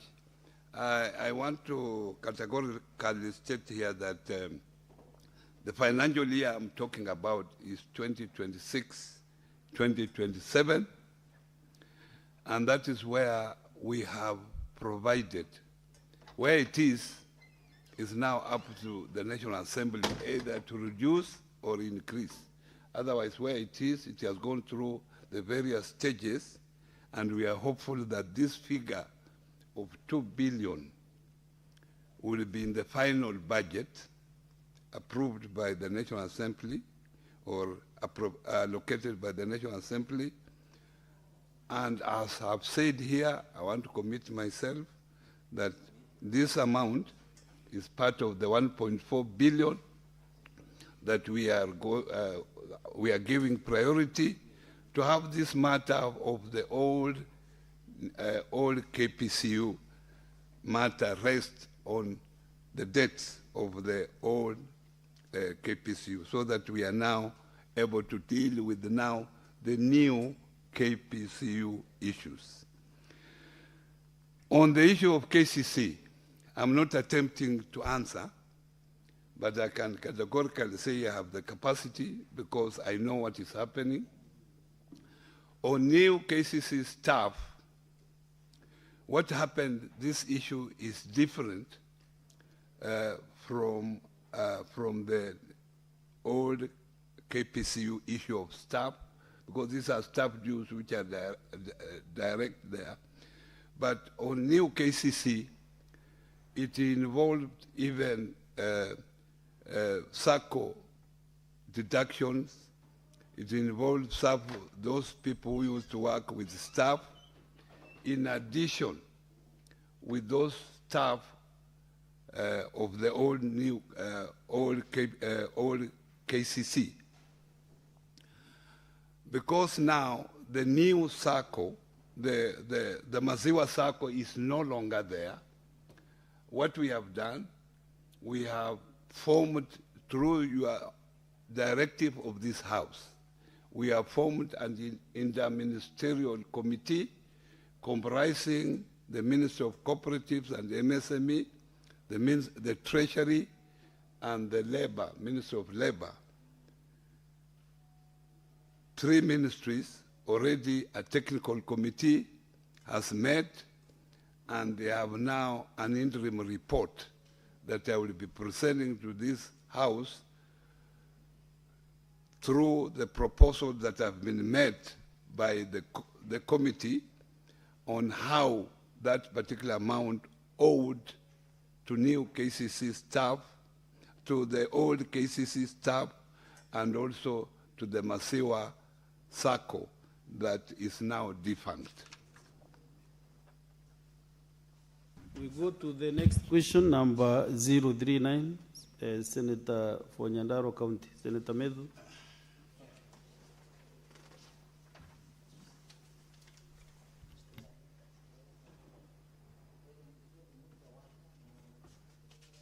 Okay, Senator Mohamed Faki, you can ask on his behalf. Yes, Your Honor, I was authorized by Senator Methu to ask this question on his behalf. Mr. Speaker, sir, could the Cabinet Secretary provide a justification? Sorry, question number 039, being asked by the Senator for Nyandarua County, Senator John Methu. Could the Cabinet Secretary provide justification for the suspension of SACCO societies registration in the country, and state whether public participation was conducted before the decision was taken? Number B, when will the registration resume? And C, what measures has the ministry put in place to mitigate against the adverse impact of the suspension on financial inclusion, savings mobilization, and access to affordable credit, especially among the youth who have already organized themselves under the proposed societies such as the Rise Up SACCO Society in Githurai 45, but are unable to obtain formal registration due to the suspension? Thank you, Mr. Speaker, sir. Cabinet Secretary, please. Mr. Speaker, I rise to respond to question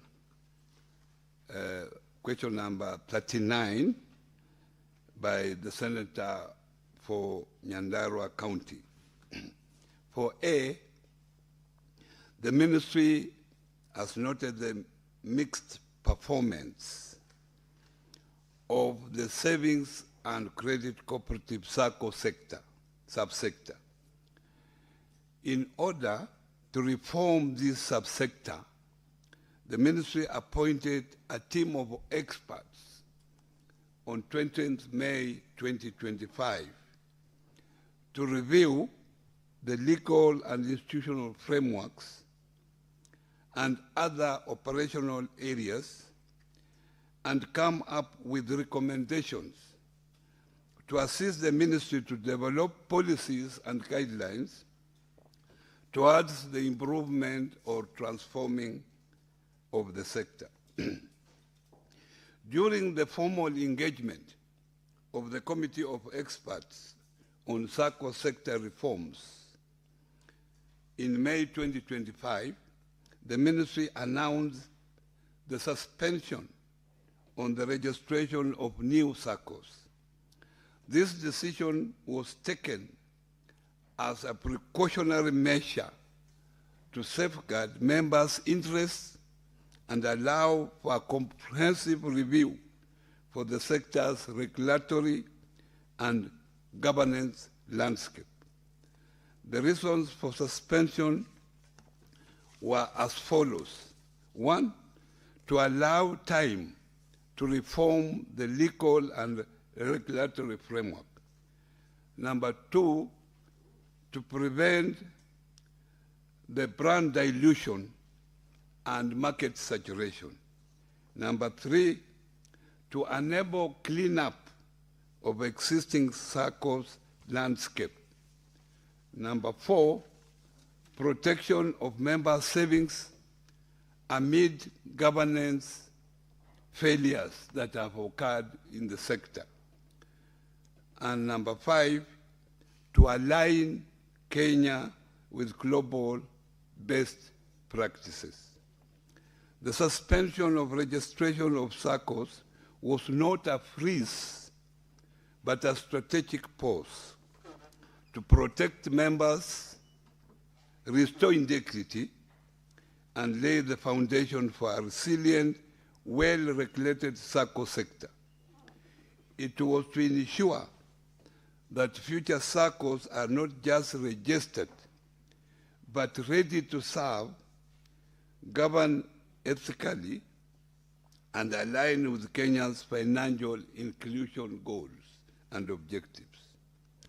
Mr. Speaker, Section 93 of the Cooperative Societies Act, Cap 490, provides that the Cabinet Secretary may from time to time direct the Commissioner for Cooperative Development on the exercise of his powers and duties under the Act, and hence this does not require public participation. For B, the Committee of Experts handed over its report on the transformation of the SACCO systems in Kenya just last month. This landmark report made a significant recommendation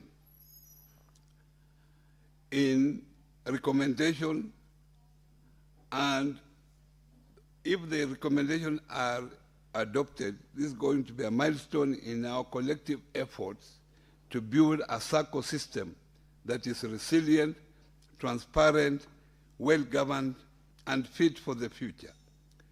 As a result, the registration of SACCOs has resumed, but under new administrative registration guidelines.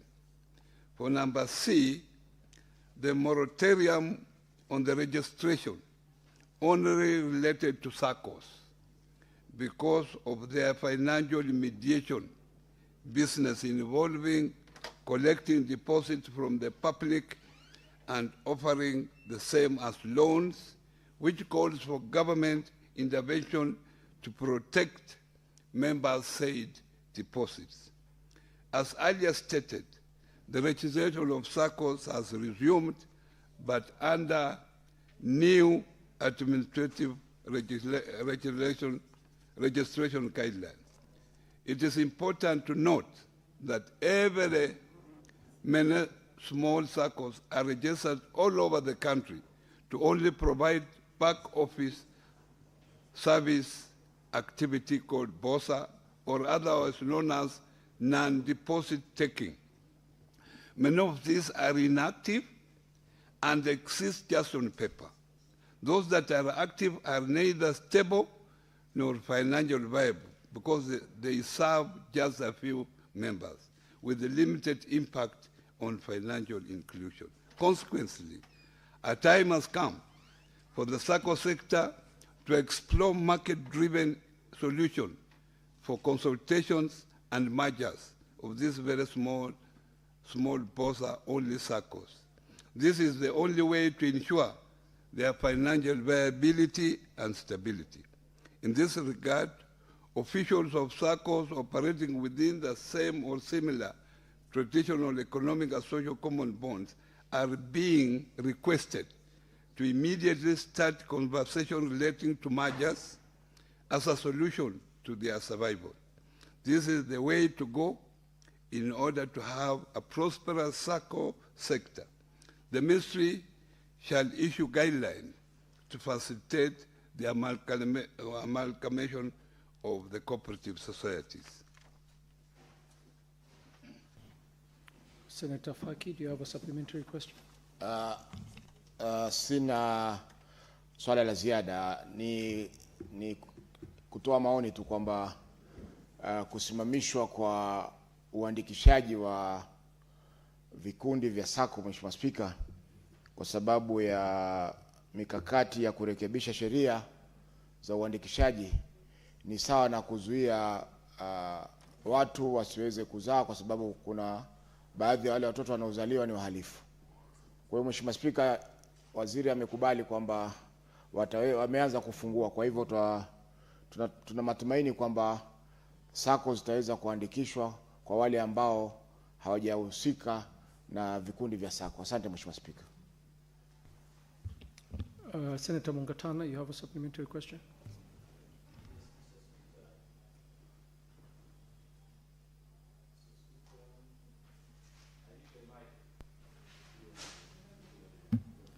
Thank you, Mr. Speaker. Mr. Speaker,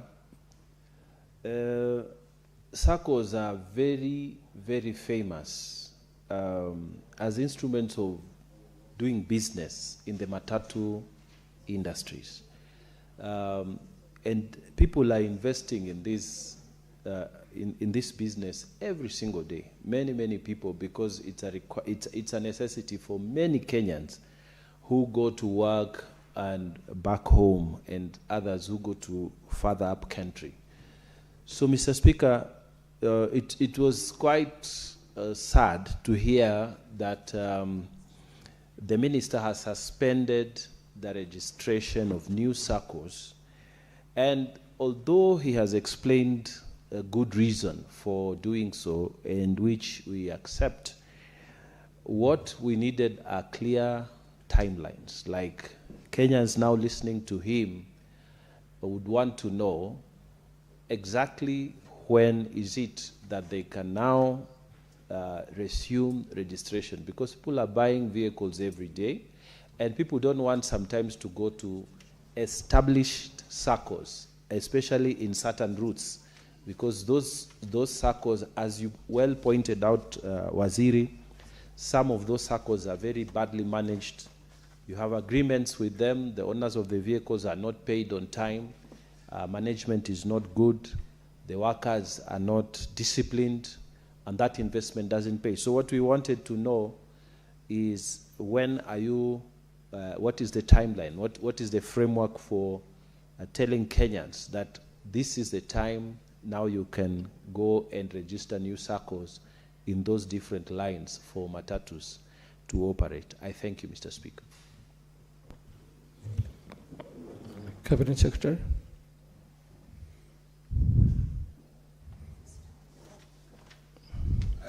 Thank you very much. Lile swali la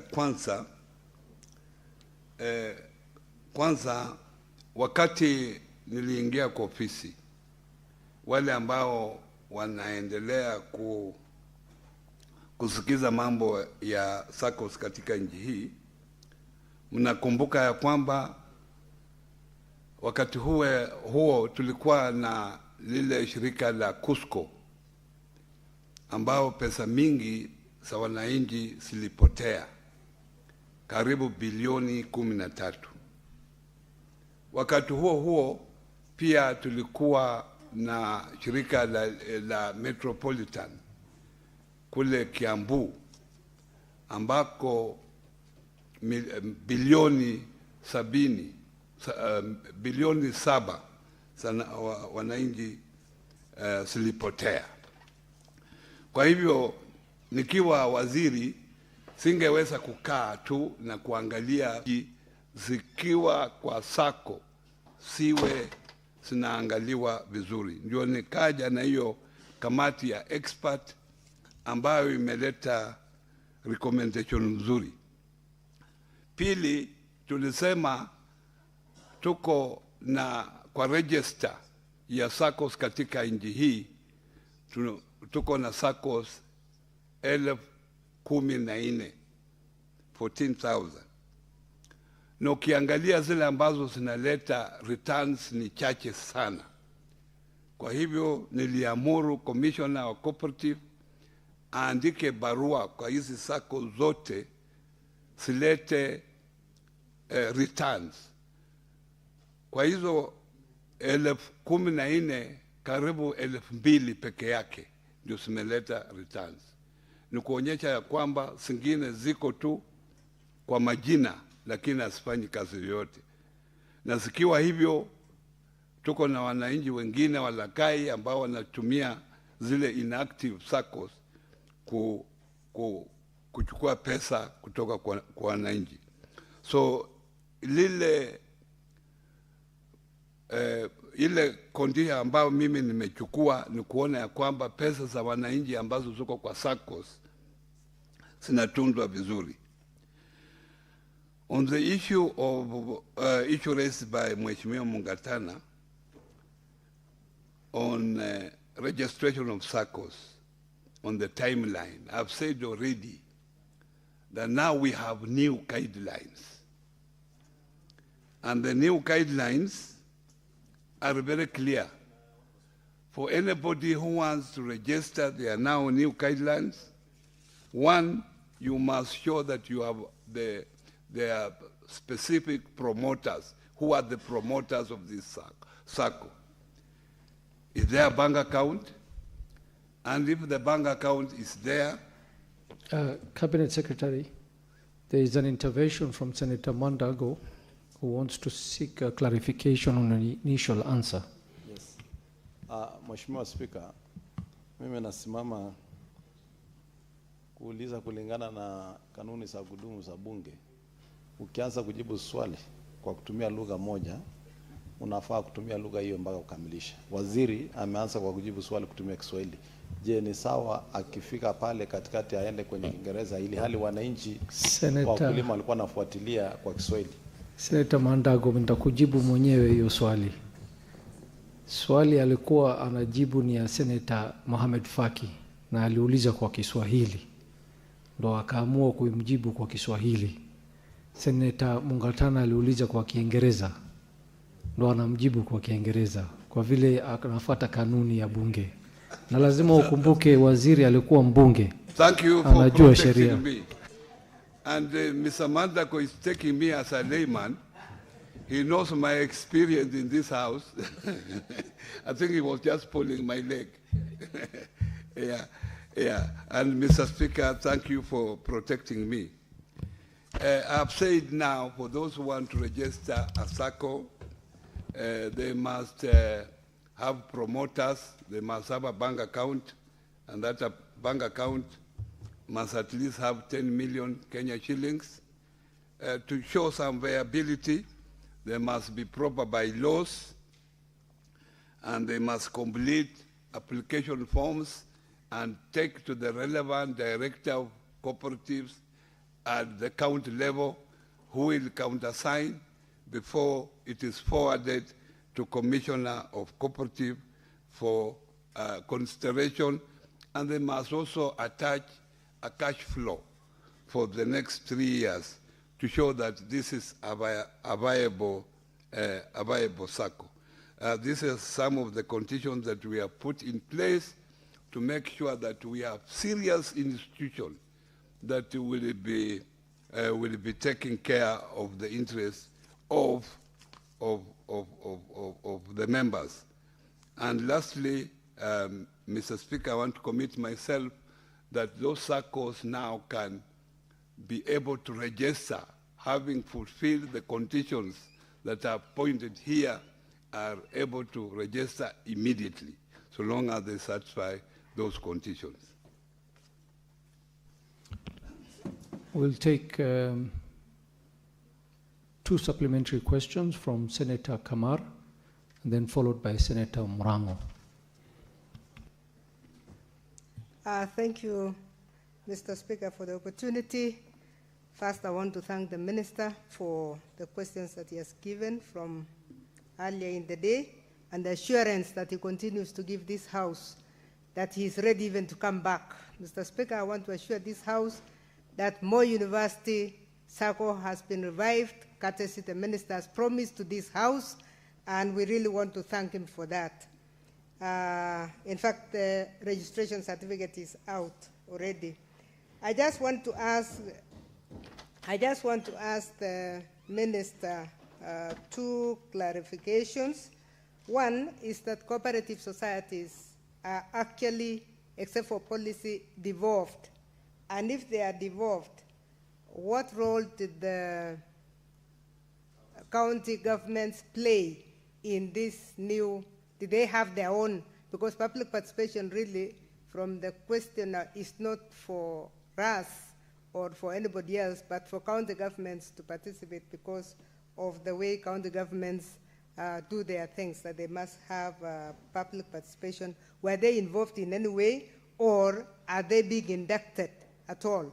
Are they aware already as CECs of cooperatives or chief officers of cooperatives, so that we don't go for the same mistakes? Number 2 clarification is 2,000 out of 14,000 having responded is a very low figure, as you have said, Waziri, but I'm wondering, what are you doing with the balance? Are you writing letters to them, warning letters, or what is it that's going to happen to make them respond?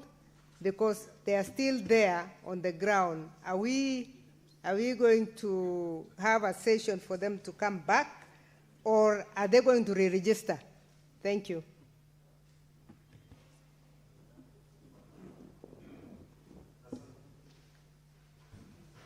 Asante Mr. Speaker. Okay. Swali ambalo ningetaka kumuuliza waziri ya kwanza ni kabla ya kuvunjilia mbali kuandikishwa kwa vyama vya akiba na mikopo, kuna kitu moja ambao naona inakuwa makosa makubwa, kwa sababu Mr. Speaker, huwezi choma gara kwa sababu panya ameingia kwa gara. Kuna wale wahusika wakubwa, najua wako hata Kirinyaga, ambao bado tunangojea majibu, kama Mwitevia Rural Sacco ambao walipotea na pesa za umma, Roma Cooperative ambao walipotea na pesa ya umma. Lakini sababu kubwa ya watu kujiandikisha kwenye vyama vipya vya ushirika na vyama vya akiba na mikopo ni kwa sababu vile vyama wako navyo tayari havina uwazi. Kuna wizi katika vile vyama.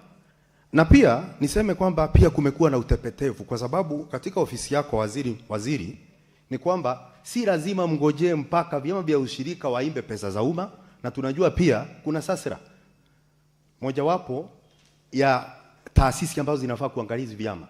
Halafu wakija wakifanya ubadhirifu wa pesa, mnakuja mnafunga kuandikisha.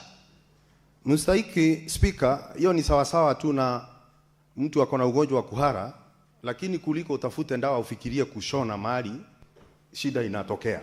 Kwa hivyo ningeuliza waziri, ni lini tutawajibika vizuri tuhakikishe kwamba wananchi hawapati shida kwa sababu ya vyama vya ushirika na vyama vya akiba na mikopo bila kufunga njia ya haki na kisheria ambayo wamepewa kuandikisha vyama?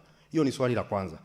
Na la mwisho, Mr. Speaker, nikipitia, hii ni maoni yangu tu, kwa sababu unajua waziri ni rafiki yangu na alikuwa Kirinyaga juzi juu ya vyama vya ushirika na matatizo tulio nayo kwa sababu ya ndeni ya kahawa. Waziri, ukienda tukumbuke. Asante Mr. Speaker. Senator Murango, nataka nikupe nafasi ubadilishe lile neno ulisema kwa kutumia lugha ambayo inafaa ndani ya bunge. Na mimi najua unajua Kiswahili iko neno mingi ya hiyo maradhi ulisema mtu akiwa naye. Mstahiki Speaker, unajua kwenye mwili ya binadamu kuna viungo tofauti tofauti. Sijui kwa nini tunaona aibu, tunataja mdomo, tunataja mapua, lakini tukifika sehemu zingine tunaona aibu. Mstahiki Speaker, hata kwa kamusi hilo neno liko na sikulitaja, nimepeana. Senator Murango, sikusema usimame na ufafanue ile kitu ulisema. Nimekuambia ubadilishe kwa kutumia lugha ambayo ni ya bunge. Mstahiki Speaker, neno gani hilo Mstahiki Speaker? Sababu sikutaja. Usinifanye nirudie Murango, Senator Murango, unajua vizuri sana ile lugha, ile neno na kuambia ubadilishe. Nikumbushe, naomba Mstahiki Speaker nikumbushwe kwa sababu sikumbuki nikisema jambo lolote ambalo sifai kutumia. Mstahiki Speaker. Mkumbushe Senator Mandago. Unajua Mstahiki Speaker, seneta wa Kirinyaga anajaribu kucheza mchezo wa paka na panya. Ulitoa mfano ya ugonjwa wa kuendesha, lakini neno ambalo nilitumia si kuendesha. Hilo neno tutafaa sasa urekebishe. Mstahiki Speaker, nitambadilisha jina kuhara niseme kuendesha, lakini kuhara na kuendesha maana ni sawa. Mstahiki Speaker. Sawa Murango. Cabinet Secretary. Thank you, Mr. Speaker. Thank you, Honorable Kamar, for appreciating what we did for the Moi University SACCO. I think now it has been revived, and as a senator of that region, I hope you put your interest there so that that SACCO is able to serve the people of the university. Now, we acknowledge here that cooperatives are devolved. As you know very well, there are cooperatives that operate within a county, and there are also cooperatives that operate beyond the boundaries of one county. So there are county cooperatives, and there are also county national cooperatives that operate throughout the country. So this was a challenge, because you can't have a national cooperative being subjected to 47 county laws. It will create a problem. So these are some of the issues that we have now addressed in the new cooperative bill. And the new cooperative bill has clearly defined the responsibility of the county governments and the responsibility of the national government. It has also assigned roles clearly, and the types of cooperatives have also been segmented in terms of primary cooperatives, secondary cooperatives, and federal cooperatives, and apex cooperatives, where secondary and primary cooperatives operate within the county, national cooperatives, federal cooperatives operate nationally, and apex cooperative at the national level. So the two, apex and federal, have been assigned to the national government, and the primary and secondary have been assigned to the county government. So the roles are now very, very clear. Now, the issue of 2,000 versus 14,000, what the ministry is going to do, it will put in the newspapers the 2,000 SACCOs that have responded by making sure that their returns are up to date. and they will give 30 days to the balance of 12,000 to respond.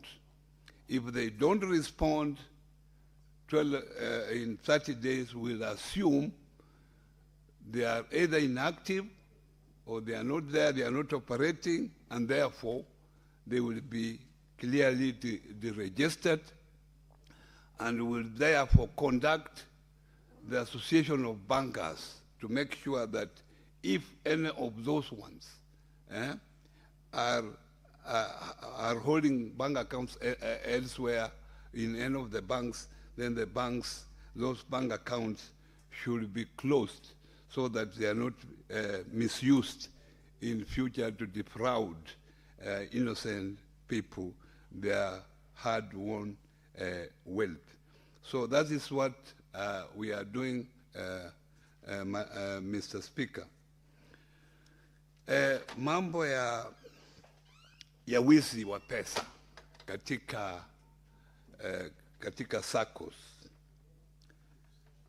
Hapa awali nilisema ya kwamba wakati niliingia wizara tulikuwa na mambo mengi ambayo ilikuwa inaendelea, kwa mambo ya Cusco, kwa mambo ya Metropolitan, pesa mingi zilipotea kule Cusco, bilioni 12, kule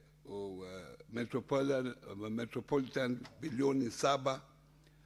Ni mpaka lazima tuwe na njia ya kuona ya kwamba wananchi wakiweka pesa zao katika SACCO, hizi pesa zinatumika vile inatakikana. Ndio kwa sababu tulionelea, kwa sababu pesa ziliendelea kupotea, na tulikuwa na complaints nyingi, mabarua nyingi kutoka kwa sekta fulani. Ndio tukaamua wacha tuangalie, tustopishe, tulete kamati ambayo itaangalia experts. Nikapata hao wataalam wa kuangalia hata mambo, nilipata hata wawili kutoka kule ng'ambo wasaidie sisi hapa, na pata Wakenya wako ambao wamesomea haya mambo. Nikawaweka hapa watu 5 kuangalia haya mambo, na sasa hivi wameleta report ambayo itasaidia sekta hiyo.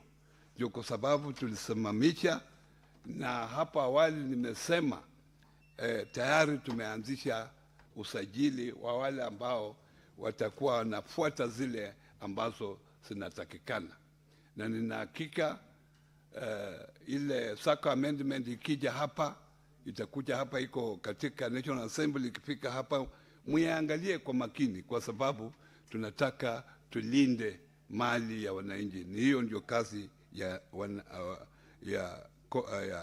wizara.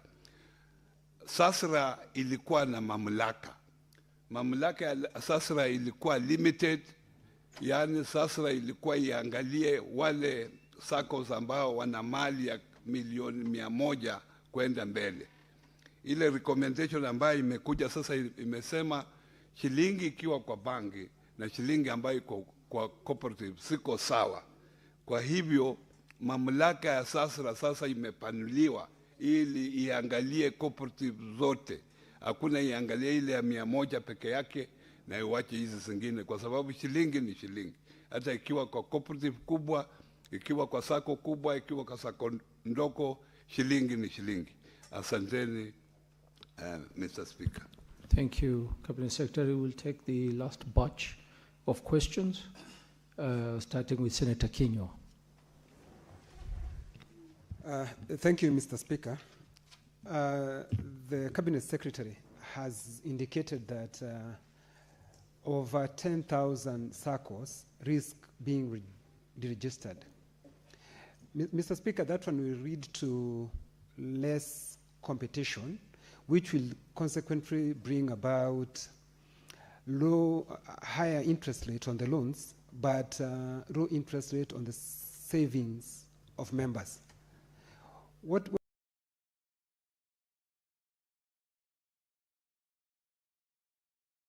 is the Cabinet Secretary going to do to caution the good Kenyans? Thank you, Mr. Speaker. Thank you. Next question by Senator Newton.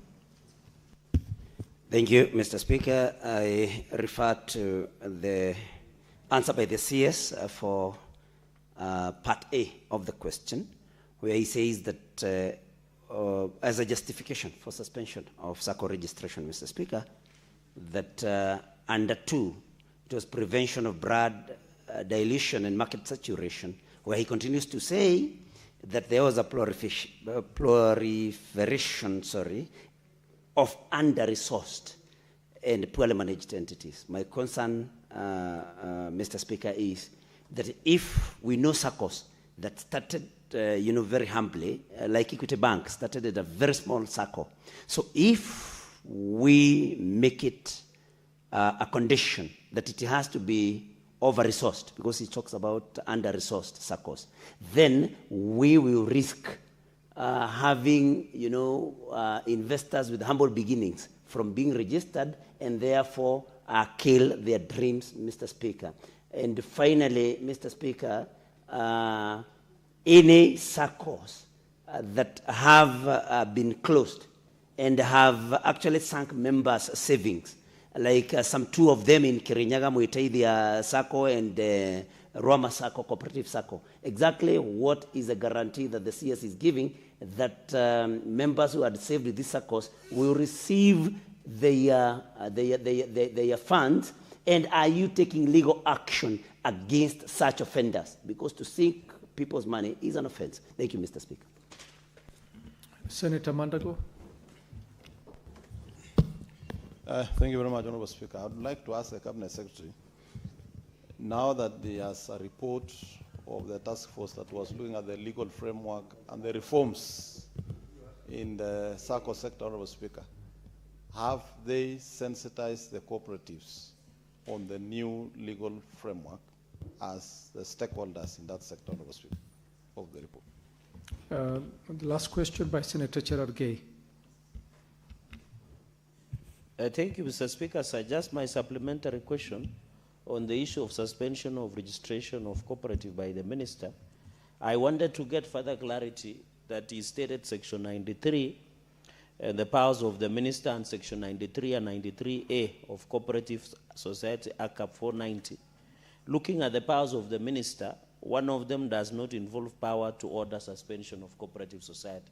So my only supplementary on registration of SACCOs, my only supplementary is, where did the Cabinet Minister get the legal powers or President to order suspension and registration? Because looking at other powers of even the Commissioner and powers of the Minister, maybe you can clarify that. I yield back, Mr. Speaker, sir. Senator Cherargei, maybe just to put us all on the same page, what are the powers given to the Cabinet Secretary? Okay, thank you, Mr. Speaker. Looking at Section 93, it says, of Cooperative Act 490, the Minister may at any time or any other direct the commissioners to exercise of his powers and duties under this Act. Section 93A, other powers of the Commissioner, without prejudice to any other powers under this Act, the Commissioner may call for elections in any cooperative society, A. B, attend meetings of a cooperative society and require every society to send him at a proper time notice and agenda of every meeting and all minutes and communications in respect thereof. C, require the societies update their bylaws. And D, finally, exercise such other powers consistent with this Act as may be prescribed. So of all this power of the Minister and Commissioner, there is nowhere that he has the power and authority to, legally under this Act, to order suspension or cancellation or removal of the SACCOs. Maybe you can clarify. Senator Cherargei, CAP 490, as described by the Cabinet Secretary. Can you refer to that? CAP 490. Yes, it talks about the power of the Minister. That is the Cooperative Societies Act, and if the new cooperative, he keeps referring to the new cooperative, unless and until the new Cooperative Act bill is signed into, then we can now refer to that. So I needed that clarity, because the bill is yet to be ascended by the President. It is in mediation, and I thank the Minister, who is a seasoned politician, a former member of Parliament, a cabinet minister, a political party luminary. I wanted to find, is it hard for him to tell us which power is it using. Is it the power on the bill or the act itself? That is my only clarity, Mr. Speaker. Yes, in fact, Senator Murango, who opens the doors for the people of Kirinyaga, is the one leading the mediation. Thank you, Senator. Cabinet Secretary, you may respond. Yeah. Thank you very much, Mr. Speaker. On the question raised by Honorable Kinyua, Senator Kinyua, I've clearly said that as provided for in law, and this law was, the Cooperative Act was established in the 70s. Things have changed. Within that law, it provides that any 10 people can come together and form a cooperative or form a circle. 10 people. And looking at what has been happening all along, all these years, over 30 years, over 40 years, most cooperatives that were formed by such a small number have collapsed. That is the experience. So we are talking from evidence. Even if the law provides for 10 at the moment, but we are saying now things have changed, 10 is not viable. And that's why we can say out of 14, only 2 are active. And we have noted that when elections are around the corner is when registration go up. During that time, there is also a run-base being conducted for SACCOs. The time you hear of a run-base, because a SACCO should be a self-sustaining institution. The time you hear of a run-base, know that that SACCO will never survive after the election. As responsible citizens of this country, we must guard resources of innocent members who come together to form a circle. And this is the essence of what we are saying. So we are saying circles are all over. They have opened boundaries. They are not tribalistic. So you can join a circle any corner of this country. Nowadays, they are digital. They are digital. So you can join any circle. And then we are saying, come together for economies of scale. And as a ministry, we are providing guidelines if you decide to come together. We are saying all circles must now digitize. How do you digitize when you have no capacity? You have only 500 shillings in the bank account, and you are waiting for a ramble to be conducted. We must be serious. Because these things going on that we are now empowering circles, those things after elections, there will be nothing. So if we want to empower, let's empower women groups. Call them groups, but don't call them circles. So I've looked at these issues very critically, honorable members. And that answers even the next question, because the next question asks what guarantee. These people have lost money. This is part of the reforms that are coming up. These are part of the reforms we are bringing. We are creating the post-guarantee fund, that those circles that will go under genuinely, like what happens to the banks, there will be guarantee fund that will be managed independently, that will be able to be used to make sure that your deposits are refunded to you as the receivership proceeds. That is part of the guarantee that we have. So support that motion when it comes here. On reforms, this committee of experts went in the entire 47 counties and listened to cooperative members, listened to cooperative officials. So what they have recommended to the ministry is actually from the people, from the cooperatives at the grassroots.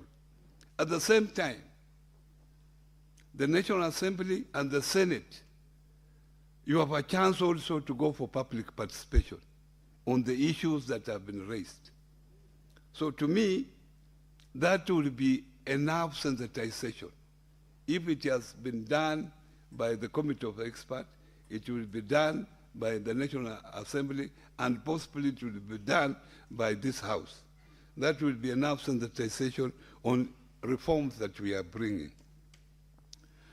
On the issue raised by the Mheshimiwa on the powers, if you read clearly, who registers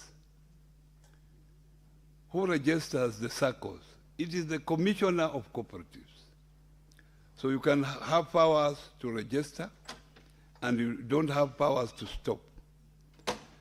The powers I used, and I've said clearly, I directed the Commissioner, and the law, Section 93, gives me powers to direct to the Commissioner on performance of his duties, which means if the Commissioner has overlooked something, I have the powers to direct him to look at that particular thing. So those are the powers that I used. And powers are not one way. Powers are two way. So you cannot register and not be able to deregister. Thank you. Thank you, Cabinet Secretary. There being no further questions, we shall allow the CS to take leave. Cabinet Secretary, we thank you very much for your time, and we wish you all the best in your duties. Karibu sana. Clerk, next order.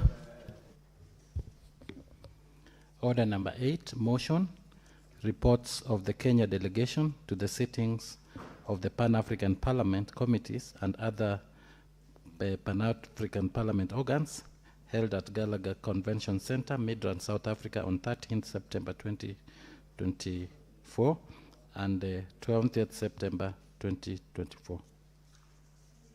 Senator Mungatana.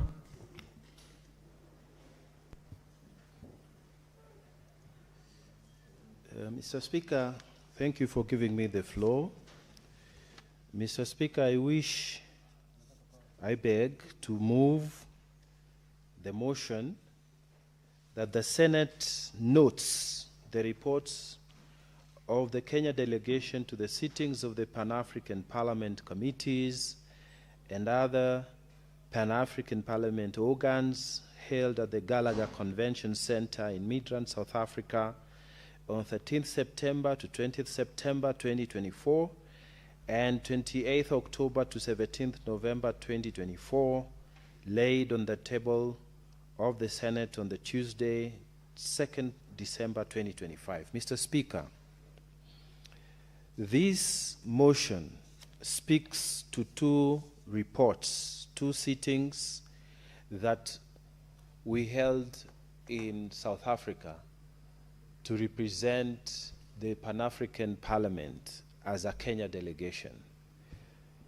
Mr. Speaker, the Kenya delegation comprises of 3 members from the National Assembly and 2 members from the Senate.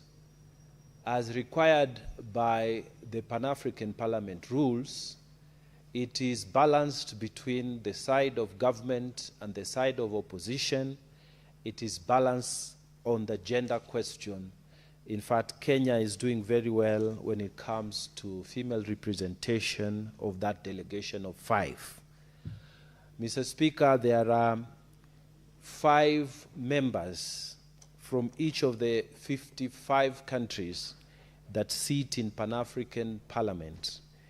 Some of the members have been suspended because as soon as your country experiences a military coup or there is an unconstitutional change of government, then that country is suspended from all organs of the AU, including the Pan-African Parliament. Mr. Speaker, these two reports are extensive, and I know members of this House have had opportunity to interact with the material. But in general, Mr. Speaker, just like any other parliament, when we go there, we debate on various issues, and also, Mr. Speaker, we belong to different committees, and we operate just like any other parliament that would do its business in a sitting of the assembly. So, Mr. Speaker, we debate various things. We debate various issues affecting Africa. We are the voice of the people of Africa. And, Mr. Speaker, ordinarily, the people of Africa have the heads of states who meet in Addis Ababa to make executive decisions on behalf of the people of Africa. But in those executive decision-making processes in Addis Ababa, there is hardly any provision for debates. But, Mr. Speaker, when we come to Johannesburg in Midrand, where the African Parliament is located, we debate and pass motions, pass legislation that is supposed to help Africa move forward. Mr. Speaker, for the two reports, there are extensive issues that have been raised, but I want to focus on the African trade, continental trade area. Mr. Speaker, in both reports, the question of establishing a free trade area through Africa that was passed by the heads of states, the protocol passed and endorsed by almost all African states in record time.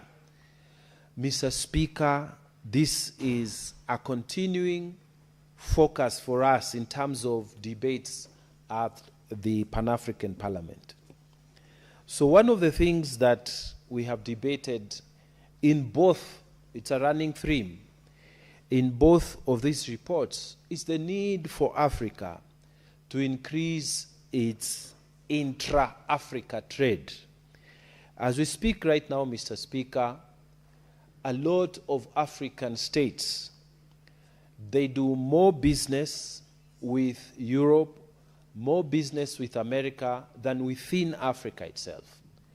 So one of the questions that we have debated and we have concurrence on in both reports is the fact that African countries need to develop structures that will ensure that trade within Africa is promoted and increased. Mr. Speaker, many of us will remember the time that Kenya was taking coffee to Ghana, and it took more than 3 months, Mr. Speaker, from the time the president flagged it off here in Kenya for it to be received in Accra. And this is because connectivity between Kenya and Accra is a problem. For a normal person who wants to trade with Accra, who wants to trade with Nigeria, with Sierra Leone, connectivity between here on the eastern side of Africa all the way to the western side of Africa, if you're not using aeroplanes, it becomes very difficult because there's a dense forest in between and transportation is a challenge.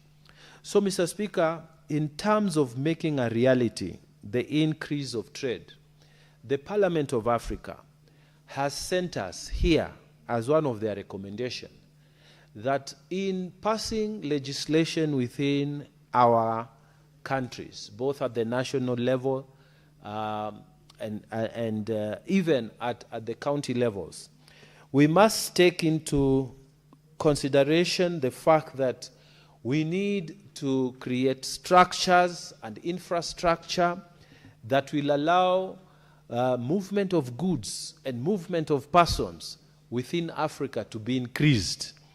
And we, as members of parliament, from the northern side to the southern side of Africa, to the eastern and western and central side, because we divide ourselves into those 5 caucuses, we have a concurrence on this, that when we come back home, one of the most critical things for us to do is to advance the fact that infrastructure for Kenya should be enhanced so that we can have connectivity with other African countries. And this will be done in this manner, Mr. Speaker. We appreciate what the government is doing right now in the Northern Corridor. We appreciate what the government is doing with the plan to create the connectivity and expand SGR all the way to Malaba.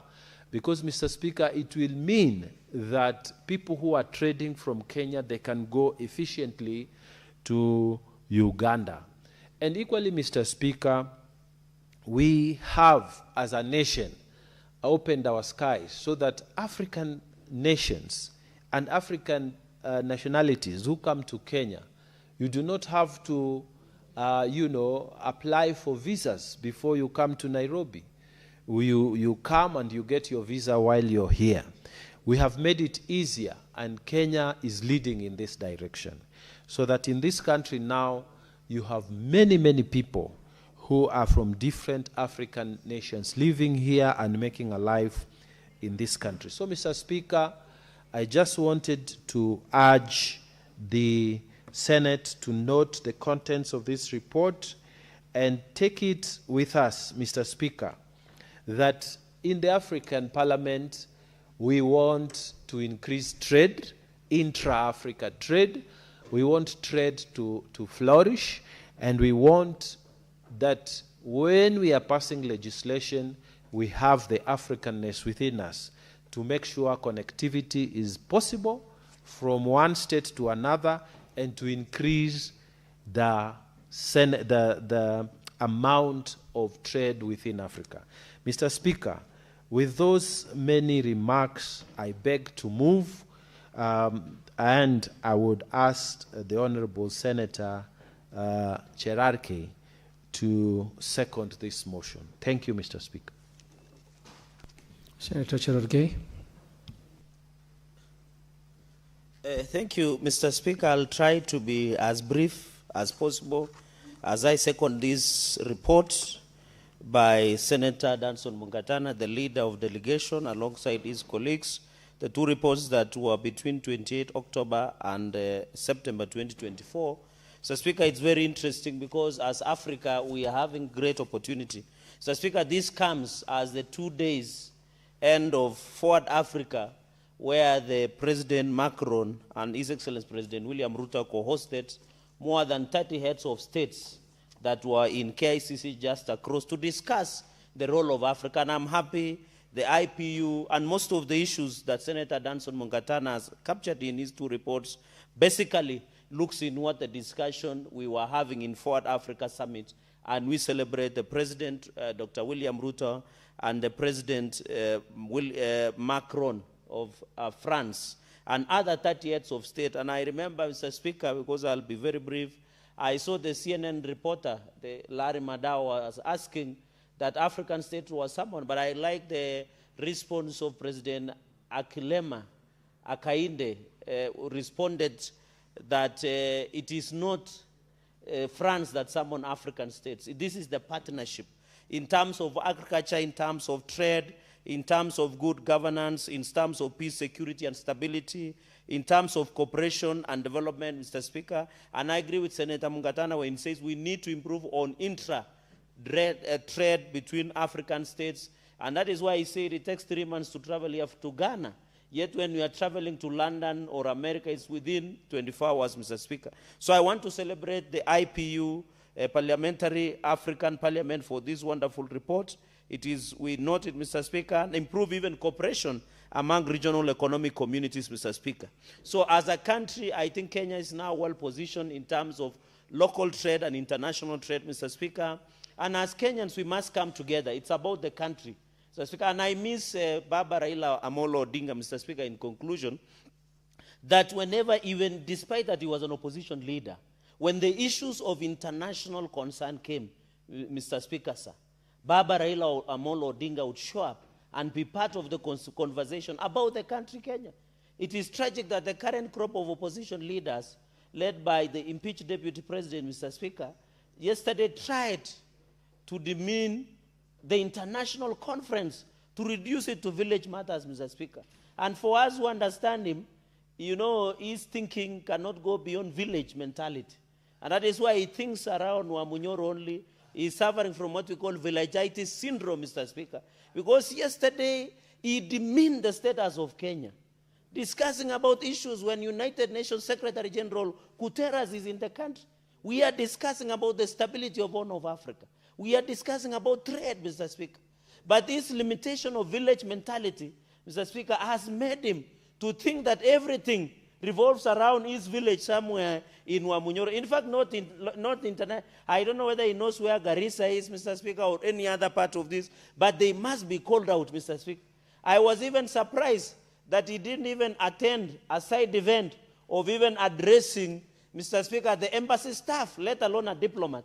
He could not meet even an embassy staff, Mr. Speaker. So, Mr. Speaker, he should have even met an embassy staff, even on the sideline, Mr. Speaker. Mr. Speaker, with those many remarks, I just wanted to inform you that we shall extend the sitting so that we can conclude with this motion. Okay. Proceed. Thank you, Mr. Speaker. Mr. Speaker, I was just bringing the point home and hot by saying even as an opposition leader, for the last 2 years, he has not met even one embassy staff, let alone a diplomat, Mr. Speaker.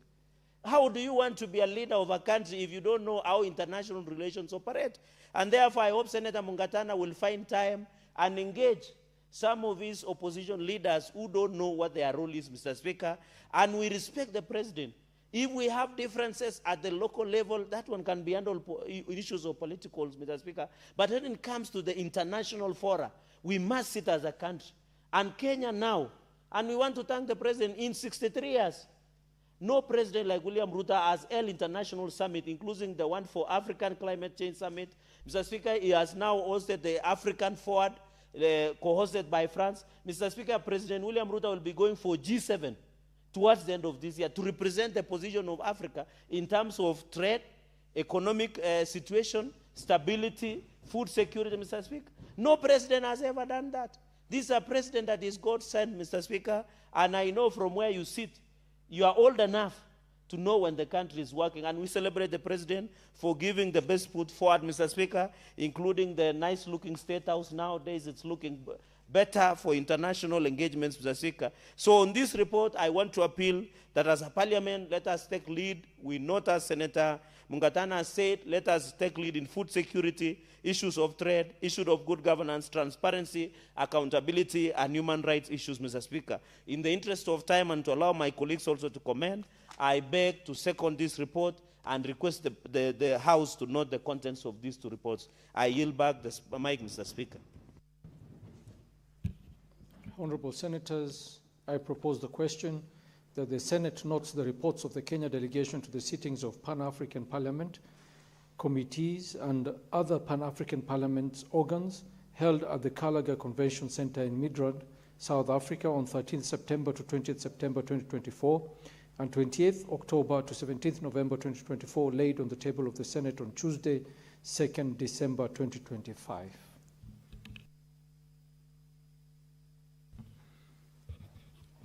It is time to debate. Senator Kamar. Thank you very much, Mr. Speaker, for giving me the opportunity. May I start by thanking our leader of delegation to the Pan-African Parliament, the Honorable Senator Dr. Mungatana.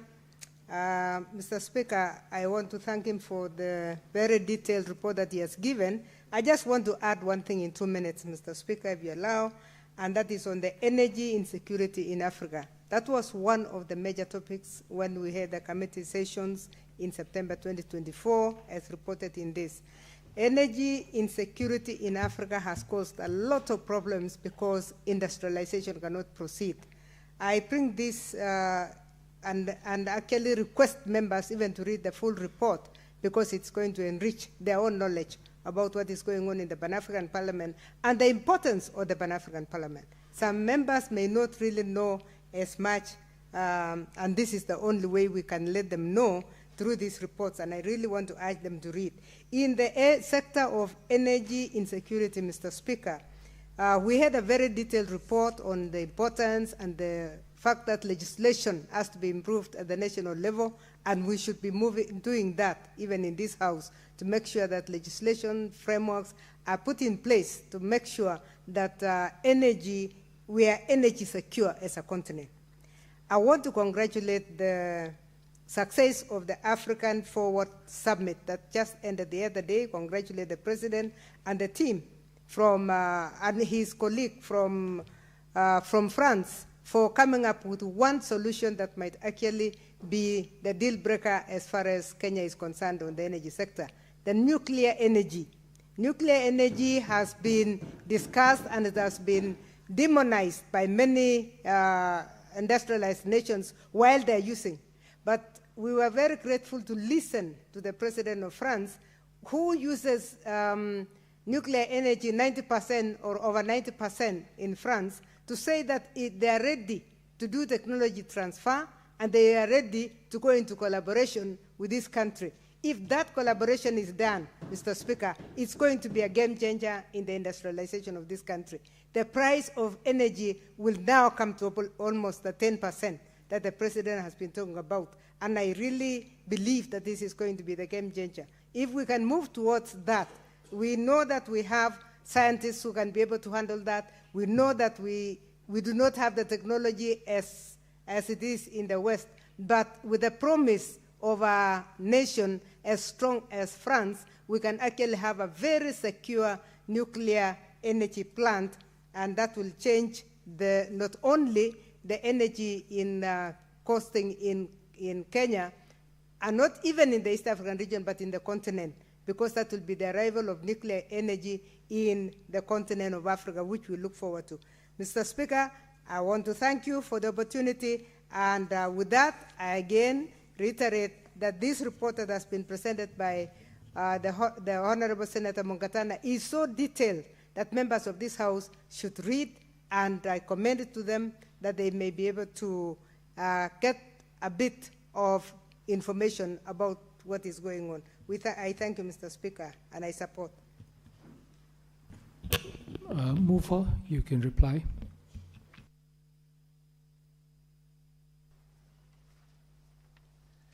Thank you, Mr. Speaker. Mr. Speaker,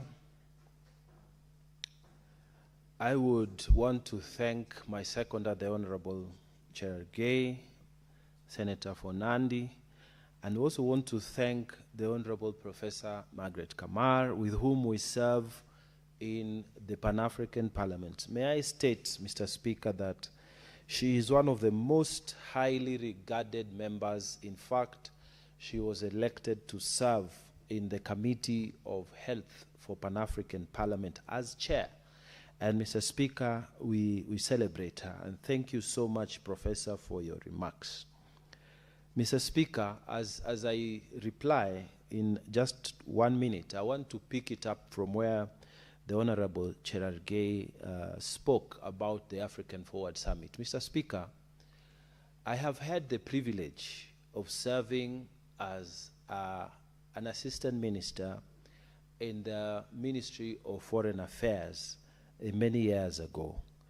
And Mr. Speaker, when we served in that ministry, the question of protocol is a very important question, and how we address and deal with members of other states is well settled in the Vienna Protocol, in the Vienna Convention.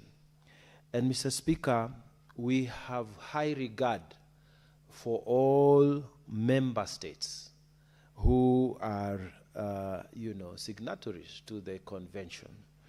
And so, Mr. Speaker, there is also a way in which protocol advises us in how to deal when people from other states are within our nation. So, for example, if a minister is here, if a deputy president is here, if a president is here on a state visit or an official visit, Mr. Speaker, there is a way in which we handle them, and there is a way in which the country behaves. This is similar to when we have, a state of emergency where maybe the country is going to war.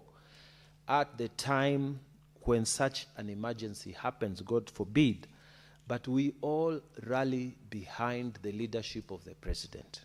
If a head of state is here, we all rally behind the leadership of the president, because the president is our one single voice when we are dealing with foreign affairs. And what he says represents what represents all of us. Therefore, number one, the Honorable Stephen Kalonzo Musyoka, who is a long-serving member in this parliament, was a long-serving member, and also a long-serving foreign affairs minister. When he spoke against this Africa Forward Summit, saying that it is just coming because it was not possible to host it in West Africa, I think those were unfortunate remarks. But even worse was when the impeached former deputy president took to a press conference and tried to make it look like our country is not even democratic and should not be hosting this, and brought in other extraneous matters that have nothing to do with African Forward Summit. Mr. Speaker, I beg colleagues who are in this space of politics that even if we have political disagreements, which we are going to have, this is how we operate in this democracy, we do not have to wash our dirty linen before other heads of state. This Senate would want to plead with all leaders to please try and hold yourself when we have visitors. It is in the African custom. It is something we practice at home. You do not wait for your father-in-law or your sisters or your brothers or cousins or even other visitors to come to your house and start saying the problems you are having with your wife or your children or your immediate members of the family within your home state. So, Mr. Speaker, it was unfortunate to see the impeached former deputy president speaking. There's a way of looking for relevance, but sometimes I think you overdo it and you start looking like it is not a good thing for this nation. And I'm thanking colleagues from this side of the government, because none of them has really gone after him. And let's just ignore him, because I think Jesus Christ, when he was hanging on the cross, he said, "Forgive them, Father, for they do not know what they are doing." So, same case, sometimes you forgive this man because he may not be knowing what he's doing. So, Mr. Speaker, with those many remarks, I want to say I beg to reply and request you, Mr. Speaker, to defer the putting of the question to a later date pursuant to Standing Order number 66, Sub-Order 3. Thank you, Mr. Speaker. The putting of the question has been deferred.